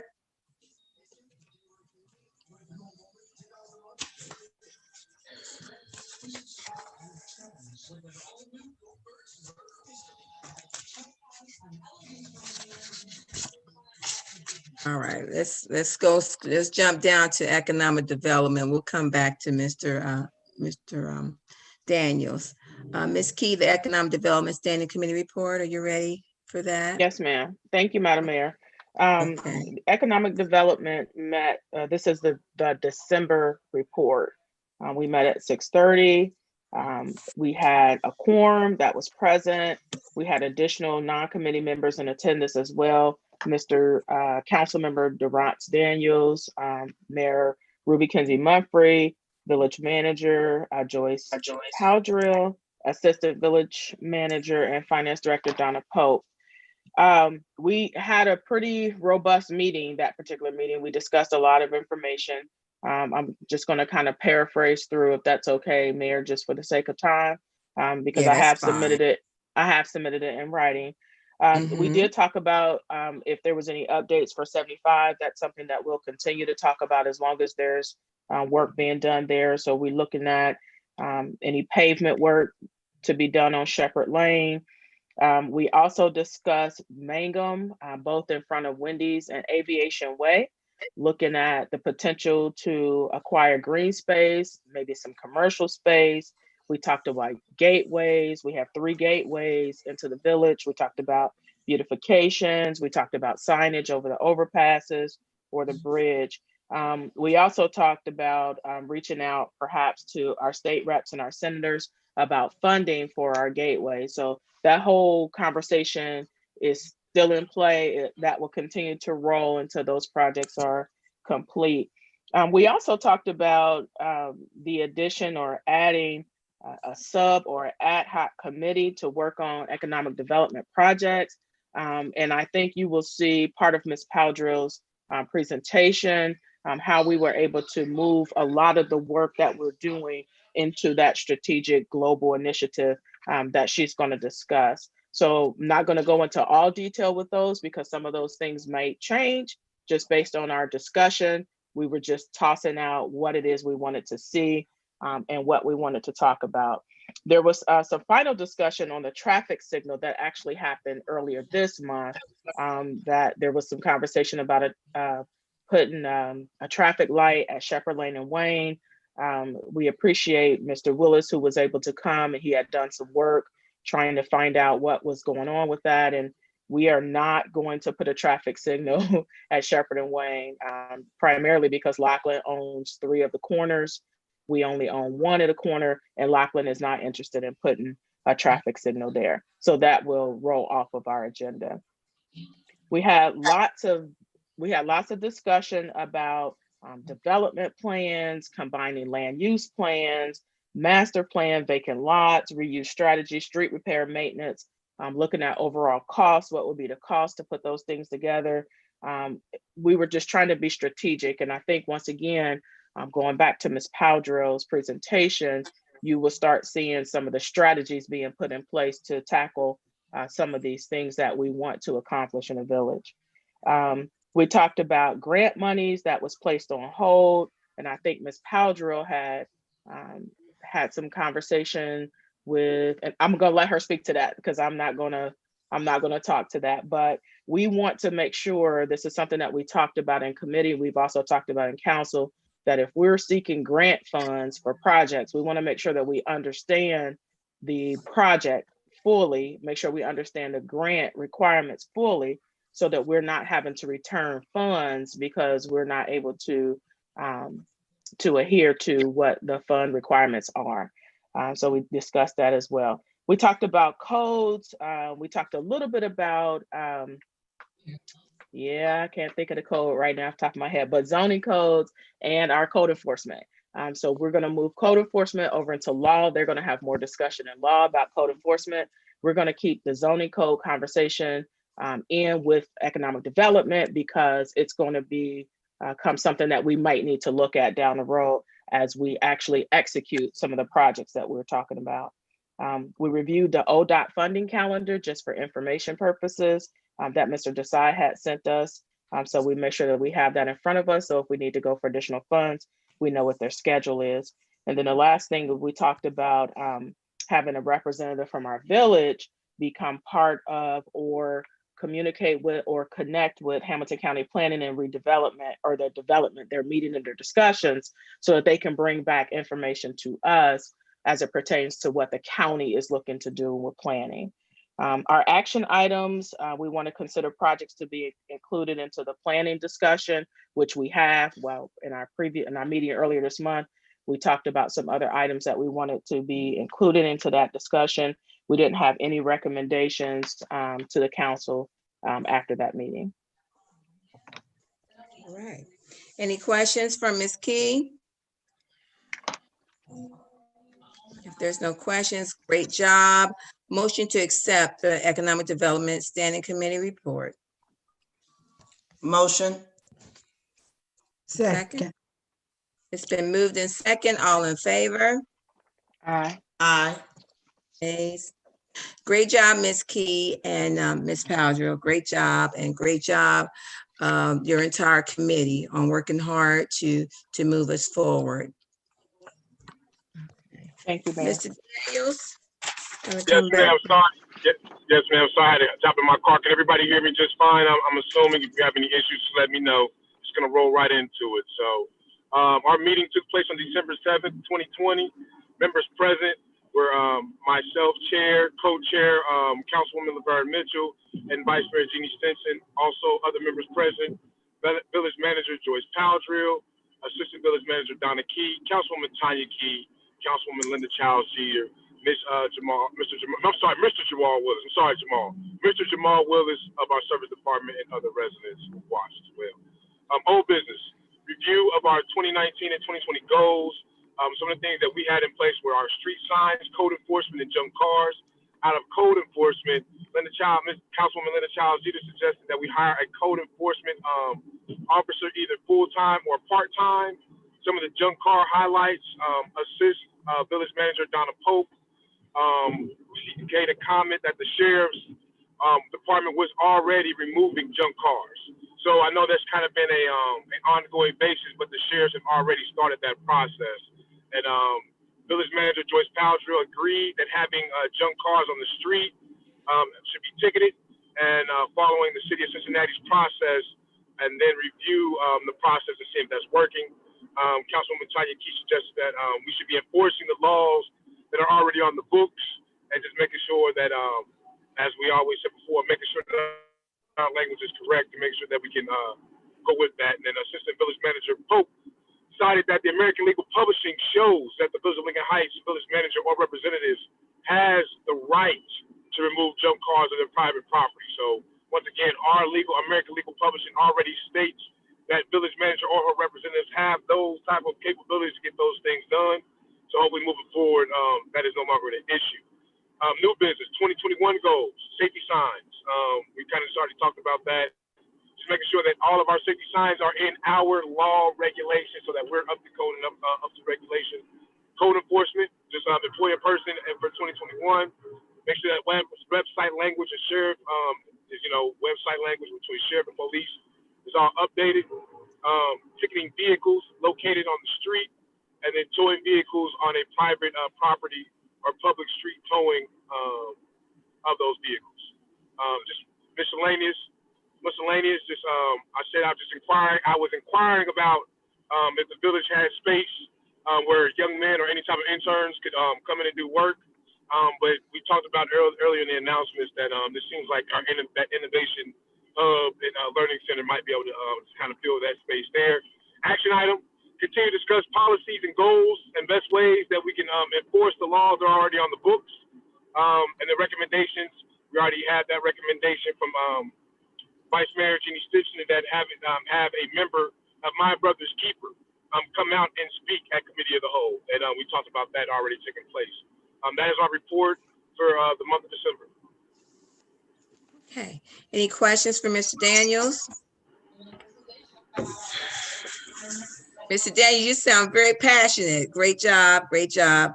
Motion in order to accept Councilman Daniels' Law Committee report. So moved. Second. Okay. It's been moved in second. All in favor? Aye. Any nays? All right. Actually, he already mentioned the goals. We were talking about the standing committee goals for 2021. But Councilman Daniels has already listed his information, so we will plug the information and get that on a calendar, and then we'll work further on into when we want to dead timelines. But we're going to get that all together for you all, and you'll have that at the next council meeting. Miss Key, I know yours is next, but I know with you're working very, very close with Village Manager Powdrill. So I'm just going to leave it to that, and she's going to give us a presentation, and that'll leave it. That'll be the final thing that we'll have tonight. Drew, are you ready? Or if there's anything else anybody wanted to say before we move on to Ms. Powdrill's presentation? Okay. All right. Could you share? Madam Chair? Yes. Madam Chair. I just wanted to say one thing. I want to really commend our Economic Development Committee team members, because everybody is really taking a hard look at where we need to go. And I think everybody is ready to get some projects, break some ground, do what we need to do so that we're not in a consistent planning phase, planning. Exactly. So I do want to commend them for being ready in that position to move forward.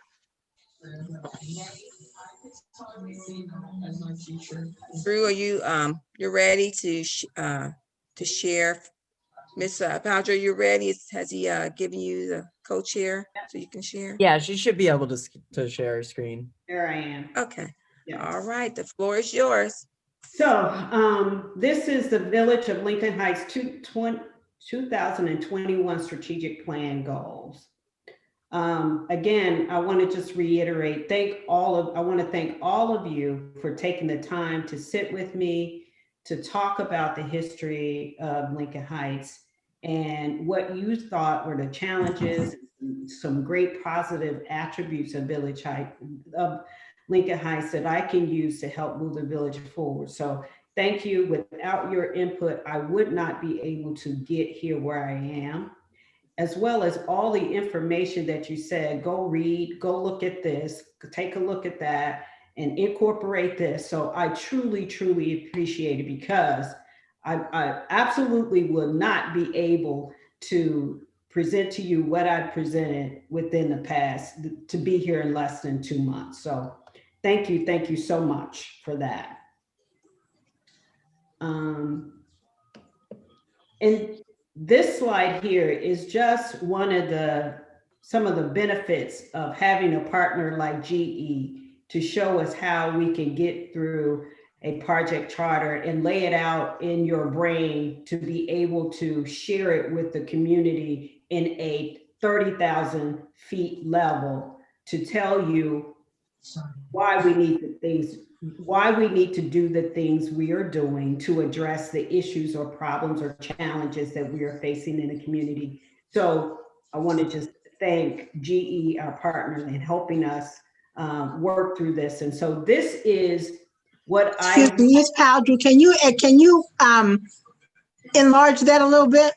I don't think I can, but I'll no, I think that's about it.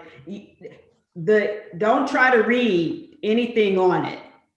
Well, I mean, I tried to read the hard copy, and it's small too on the hard copy.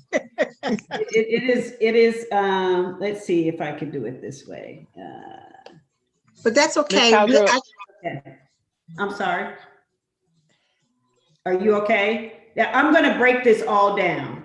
So I just wanted to capture just a few things of why we're doing this, the challenge we're facing, and why we're doing it. And I just want to hit on the timeline that I expect that we can get through this.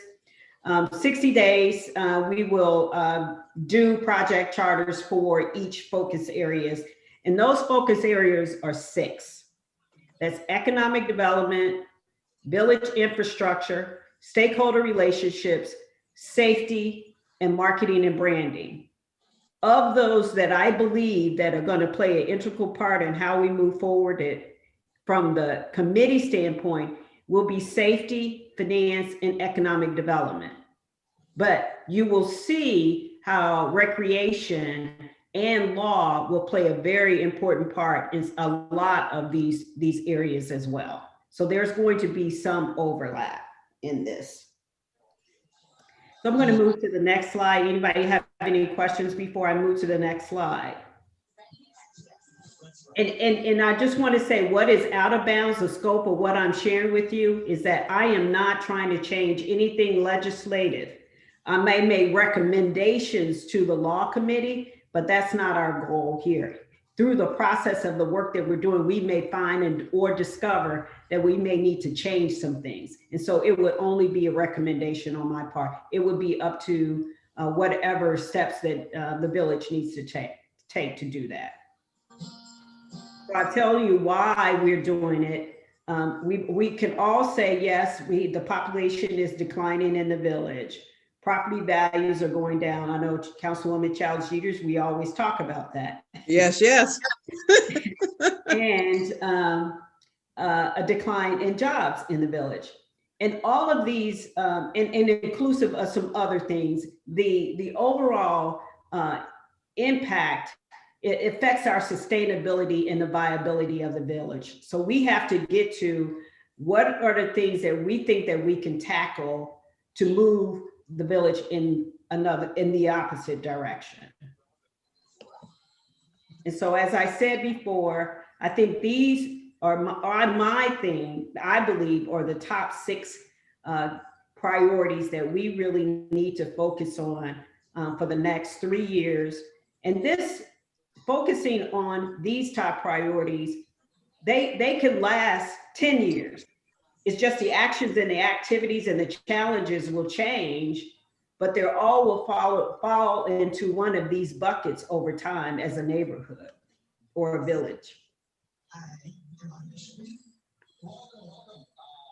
So this is just a sample that I wanted to show you as a strategic project goal. So the priority is economic development, and I've just highlighted it as a goal. And our goal is a high level, is to create an organizational action plan that catalyzes economic development in the village of Lincoln Heights. And I've kind of went through like these topics that I believe that we can address within this committee or this topic area to help spark economic development in the village. So I have housing, commercial development, memorial field, business retention and attraction, hire an economic development coordinator, establish a steering committee, which Councilwoman Key talked about, and community Wi-Fi. The next column is target. Okay, so what are some of the things that are actions that we could start doing to move the needle in the area that we wanted to move in? We already have a ULI TAP. There's rich information there that I can use to say, hey, the ULI TAP said this. Maybe we should be moving towards trying to figure this out to create that success. A perfect example is the village was awarded $20,000 to do a land use study. That had never been done. So we were able to convince the Hamilton County Department of Planning and Development to move on doing the land use study. And in addition to that, I asked, can you give us some market study information that tells us about our community, so we can do that as we go out and talk to people about who we are, what our community is, and what we are about, and the rich culture that we have, and some of the advantages of being a part of Lincoln Heights. In addition to that, you can look at, we talk about community Wi-Fi. Now, that is something that Councilwoman Key and I were just talking about. What if? That's a what if. And these are the types of things that can come out of these conversations.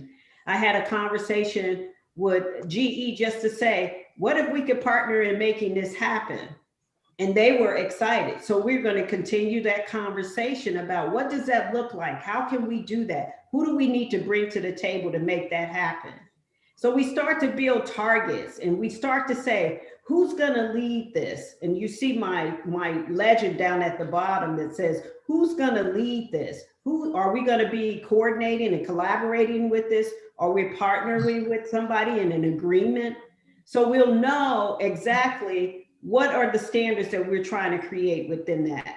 And you'll see where the status is. Is it red? We haven't done anything. We haven't met anything. Is it yellow? It's on course, but some attention needs to happen. In green, is it on course and no barriers?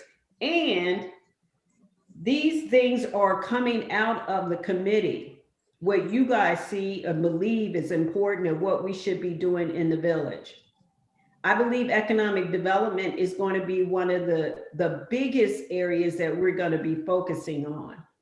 And so what I have proposed to Councilwoman Key is to say, hey, let's just do like a retreat on this, and we do breakout groups. We can do that on Zoom, and people start to talk about what in these additional categories like housing, what can we do at housing to spark development in our neighborhoods? What kind of policies should we be addressing and around housing?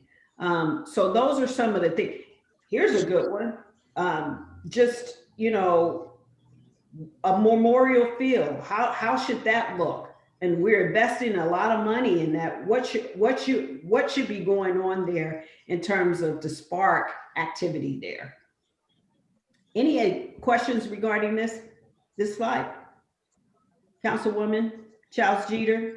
I don't have a question, but I want to say I'm glad to see that the Economic Development Coordinator is back on the table again. You know, we started that and then we stopped and then bring it back. So I'm happy to see that. I think that is important for us to have. Yeah. This is a lot of work. And one person can't do it all. And you guys, gotta be somebody that we gotta wake up every day and thinking about how can we move to the next level? What else can we be doing? What else can we do? We always have to have that mindset about this work. Ms. Powdrell, if I could ask a question with regard to Memorial Field. Yes. As everyone knows, we have a significant set of monies coming in the form of grants, and we still have unresolved the access issue for Lindy. So might be an opportune time, if council is so inclined, when we get to miscellaneous business, to pass a motion to authorize, me to go ahead and get that figured out in terms of, do we in fact have some type of a documented easement right? And I would do that by utilizing a title attorney who specializes in that kind of work. I'll raise that again when we get to miscellaneous business, but exciting to look at this strategic goal sheet, and Memorial Field is certainly something that's quickly coming up, and we do have significant monies through grant funds for it. So I think it'd be the right time to get that question answered. And if we don't have a documented easement to provide access over 1200 Lindy, that we would then pursue other routes, such as, an implied easement based on past usage.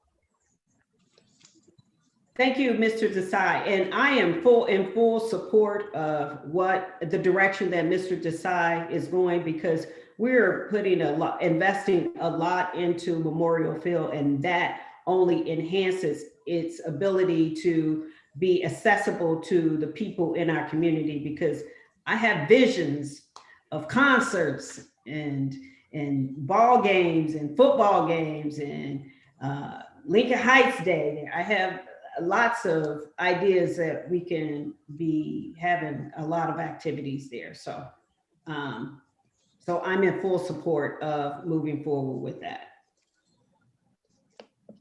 Right. So this is the tool that I think would be great to use each month when I report out. So this tool keeps us all on task. We've got listed, once we start to build out this chart, it'll talk about, okay, what are we doing for each one of the 6 goals, I'm sorry.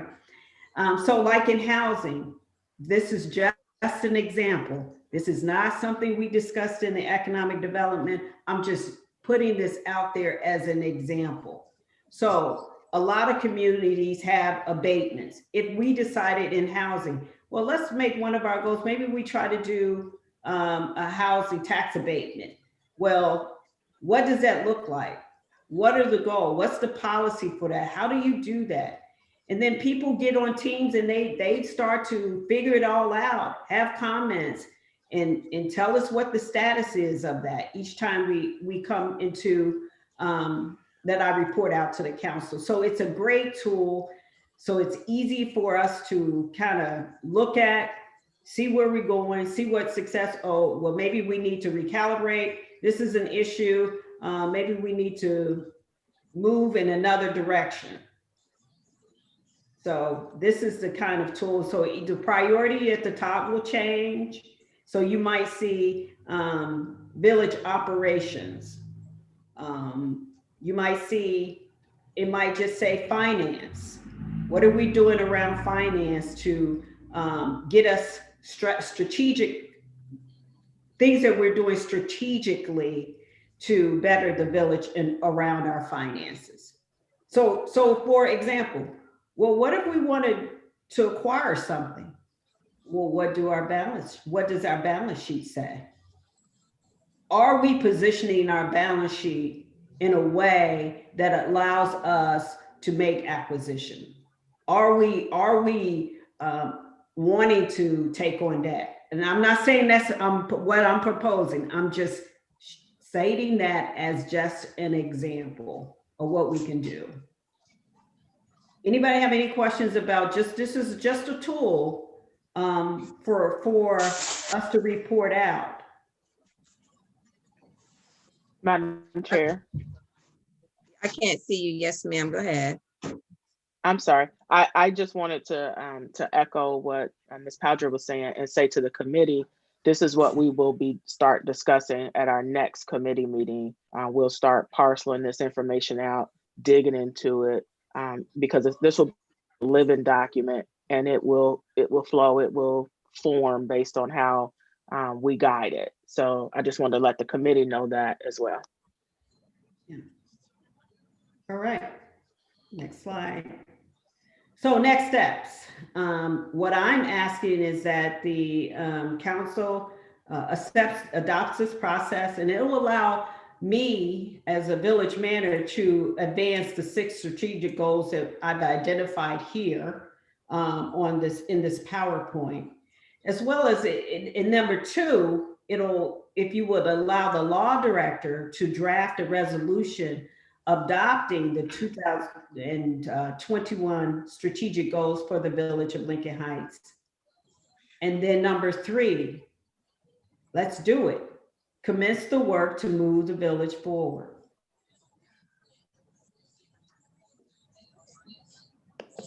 Questions? Any questions? Madam Manager. Yes, ma'am. Or to the mayor and then to the manager. You don't want this to be a 21-22 project, just a 2021? Actually, it is probably a 2021 to 2023 project. Okay. As I said before, this can live forever because those 6 items will always be part of the village concern. And so if an issue comes up, it will probably more than likely fall into 6 of those one of those 6 or 2 of those 6 categories. And I'll just share an example today. I was trying to do this PowerPoint, and I was like, well, does the village have a standard PowerPoint template? And I couldn't find one. So it would be nice that every time we give a presentation, our presentation is always standard in how it looks, how our signatures on our emails.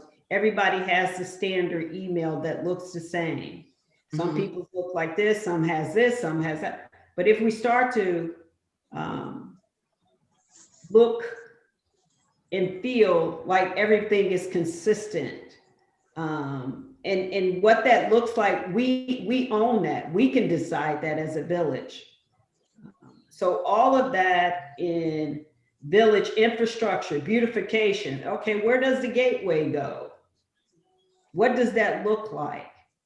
What are some of the behaviors that we should consistently start to do that helps us to move the needle in our community?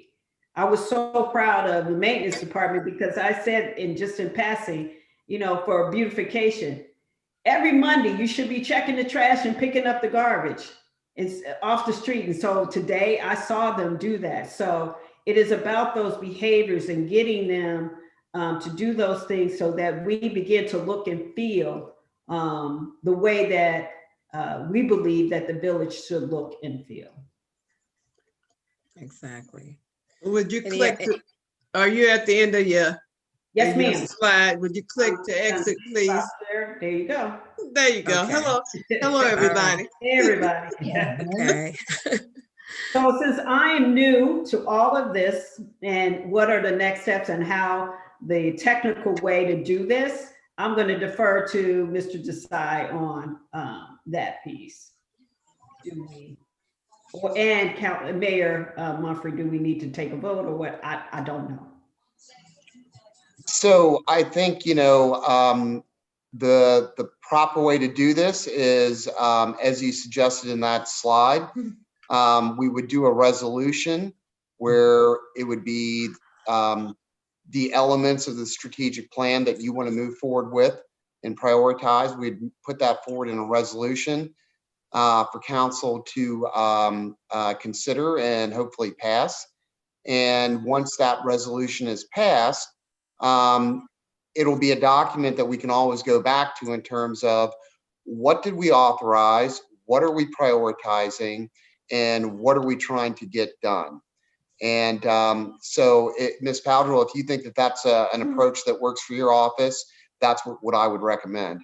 Yeah, and it's so helpful that at the end of the year, I can use that to say, this is what we accomplished the whole year. And these are the challenges that we did face and we weren't able to, we're gonna move to 2022. So it just keeps everybody accountable and in the same direction. I agree as well. Hold on, Miss Jeter. I don't want to lose my train of thought. So I'm in agreement as well. I know I had met with Village Manager Powdrell, and we were able to go over her global strategy, and I thought it was an excellent idea.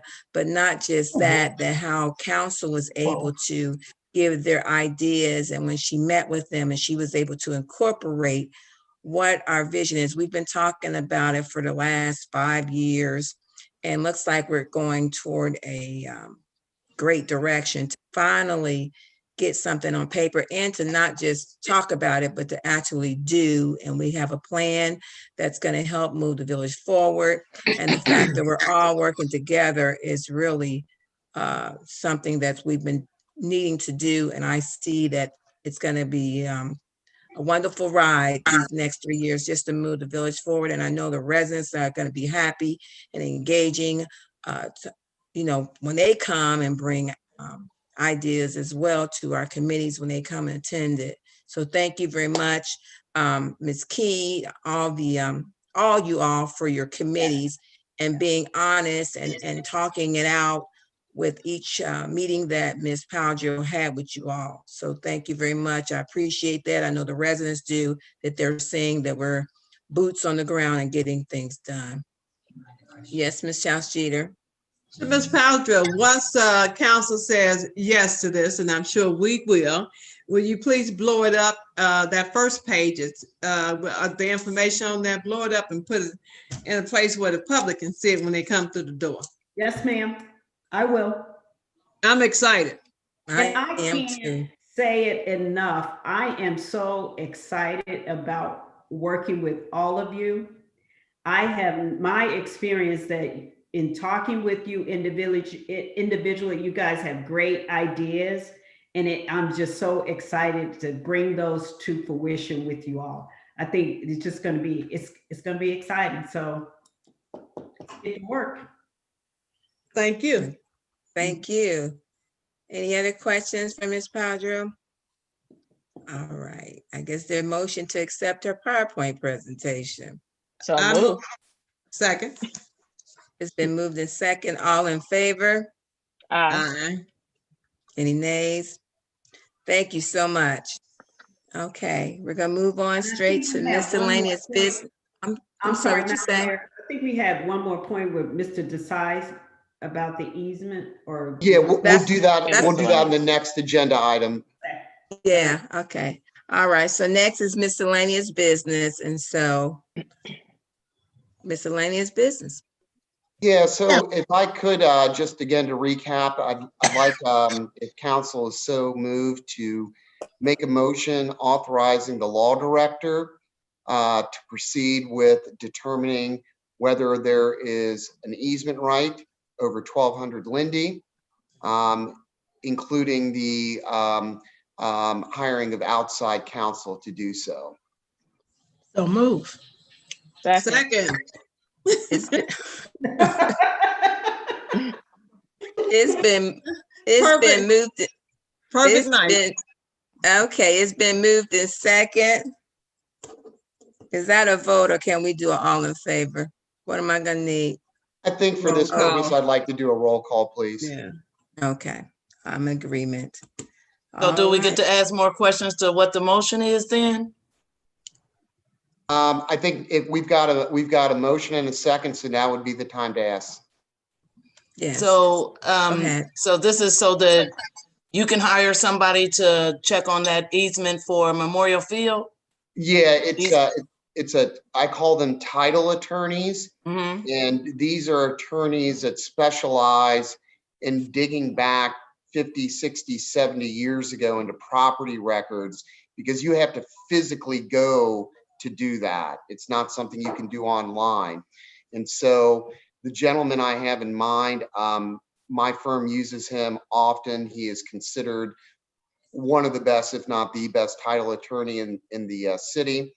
And him and his staff will go back. I believe it was 50 that the property was transferred, or 1970? I'm sorry, 1970. 70. Okay, so he'll go back and he will dig back 50 years to see if he can find something in the deed that reserved an easement right. Maybe there was a standalone document. Maybe there was something in a purchase document, but that's his expertise. So I'll work with him. I'll explain to him the situation. I'll explain to him what our history has been with it. And then he will go back and look at that. And we're hoping what he's going to be able to find is a property record that says, yes, the Lincoln Heights, then the city of Lincoln Heights had a irrevocable easement right, a right to go across Lindy, 1200 Lindy, to access Memorial Field. Okay, I have another question. Yes, ma'am. And this is extraordinary cost, and we're going to have to also pay for the lawyer as well. Yeah, so we have a dollar amount. My role is going to be pretty minimal. If council would like to, I would tell, and I usually do this anyway, I would say, look, if you get to about $3,500, stop, call me, tell me where we're at, and then I will go back and, say, hey, this is where we're at. This is what he thinks it's going to take to get it done. That's what I wanted to hear. Okay. Madam Mayor. Yes, ma'am.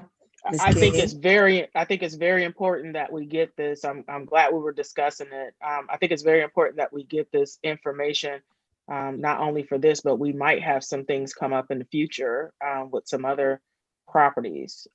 We want to make sure as we're planning, as we're moving forward, that we know all of our documents. We know everything about every piece of land that we own. Because we don't want to start, I think Ms. Padra kept saying, we're about to get funds to do a big project up there, and then we have a big blow up. So I hope that our council is in agreement with this motion and this resolution to do this. I believe it will put us in a great position to move forward. Okay. Any other questions? Yes, Ms. Childs Jeter. I just want to say we can't keep putting this off. This must it must happen. Otherwise we're gonna keep doing this the same thing over and over again. So please consider getting this done. Okay. Ms. Mitchell. No questions. All right, if there's no further questions, roll call, Ms. Randolph. Excuse me. Councilwoman Phyllis Baber. No response. Councilwoman Linda Childs Jeter. Yes. Councilman Durance Daniels. No response. Councilwoman Tanya Key. Yes. Councilwoman Laverne Mitchell. Yes. Vice Mayor Jeannie Stinson. Yes. Mayor Ruby Kinsey Mumphrey. Yes. Councilwoman Phyllis Baber. No response, absent. Councilman Durance Daniels. No response, absent. We have 5 aye votes. I'm 2 sorry, Ms. Randolph. I apologize if I missed it. Did you get Ms. Childs Jeter? Yes. Okay, Yes. I'm sorry. I apologize. She was the second person. Okay, thank you. 5 aye votes, 2 who were absent. Motion passed.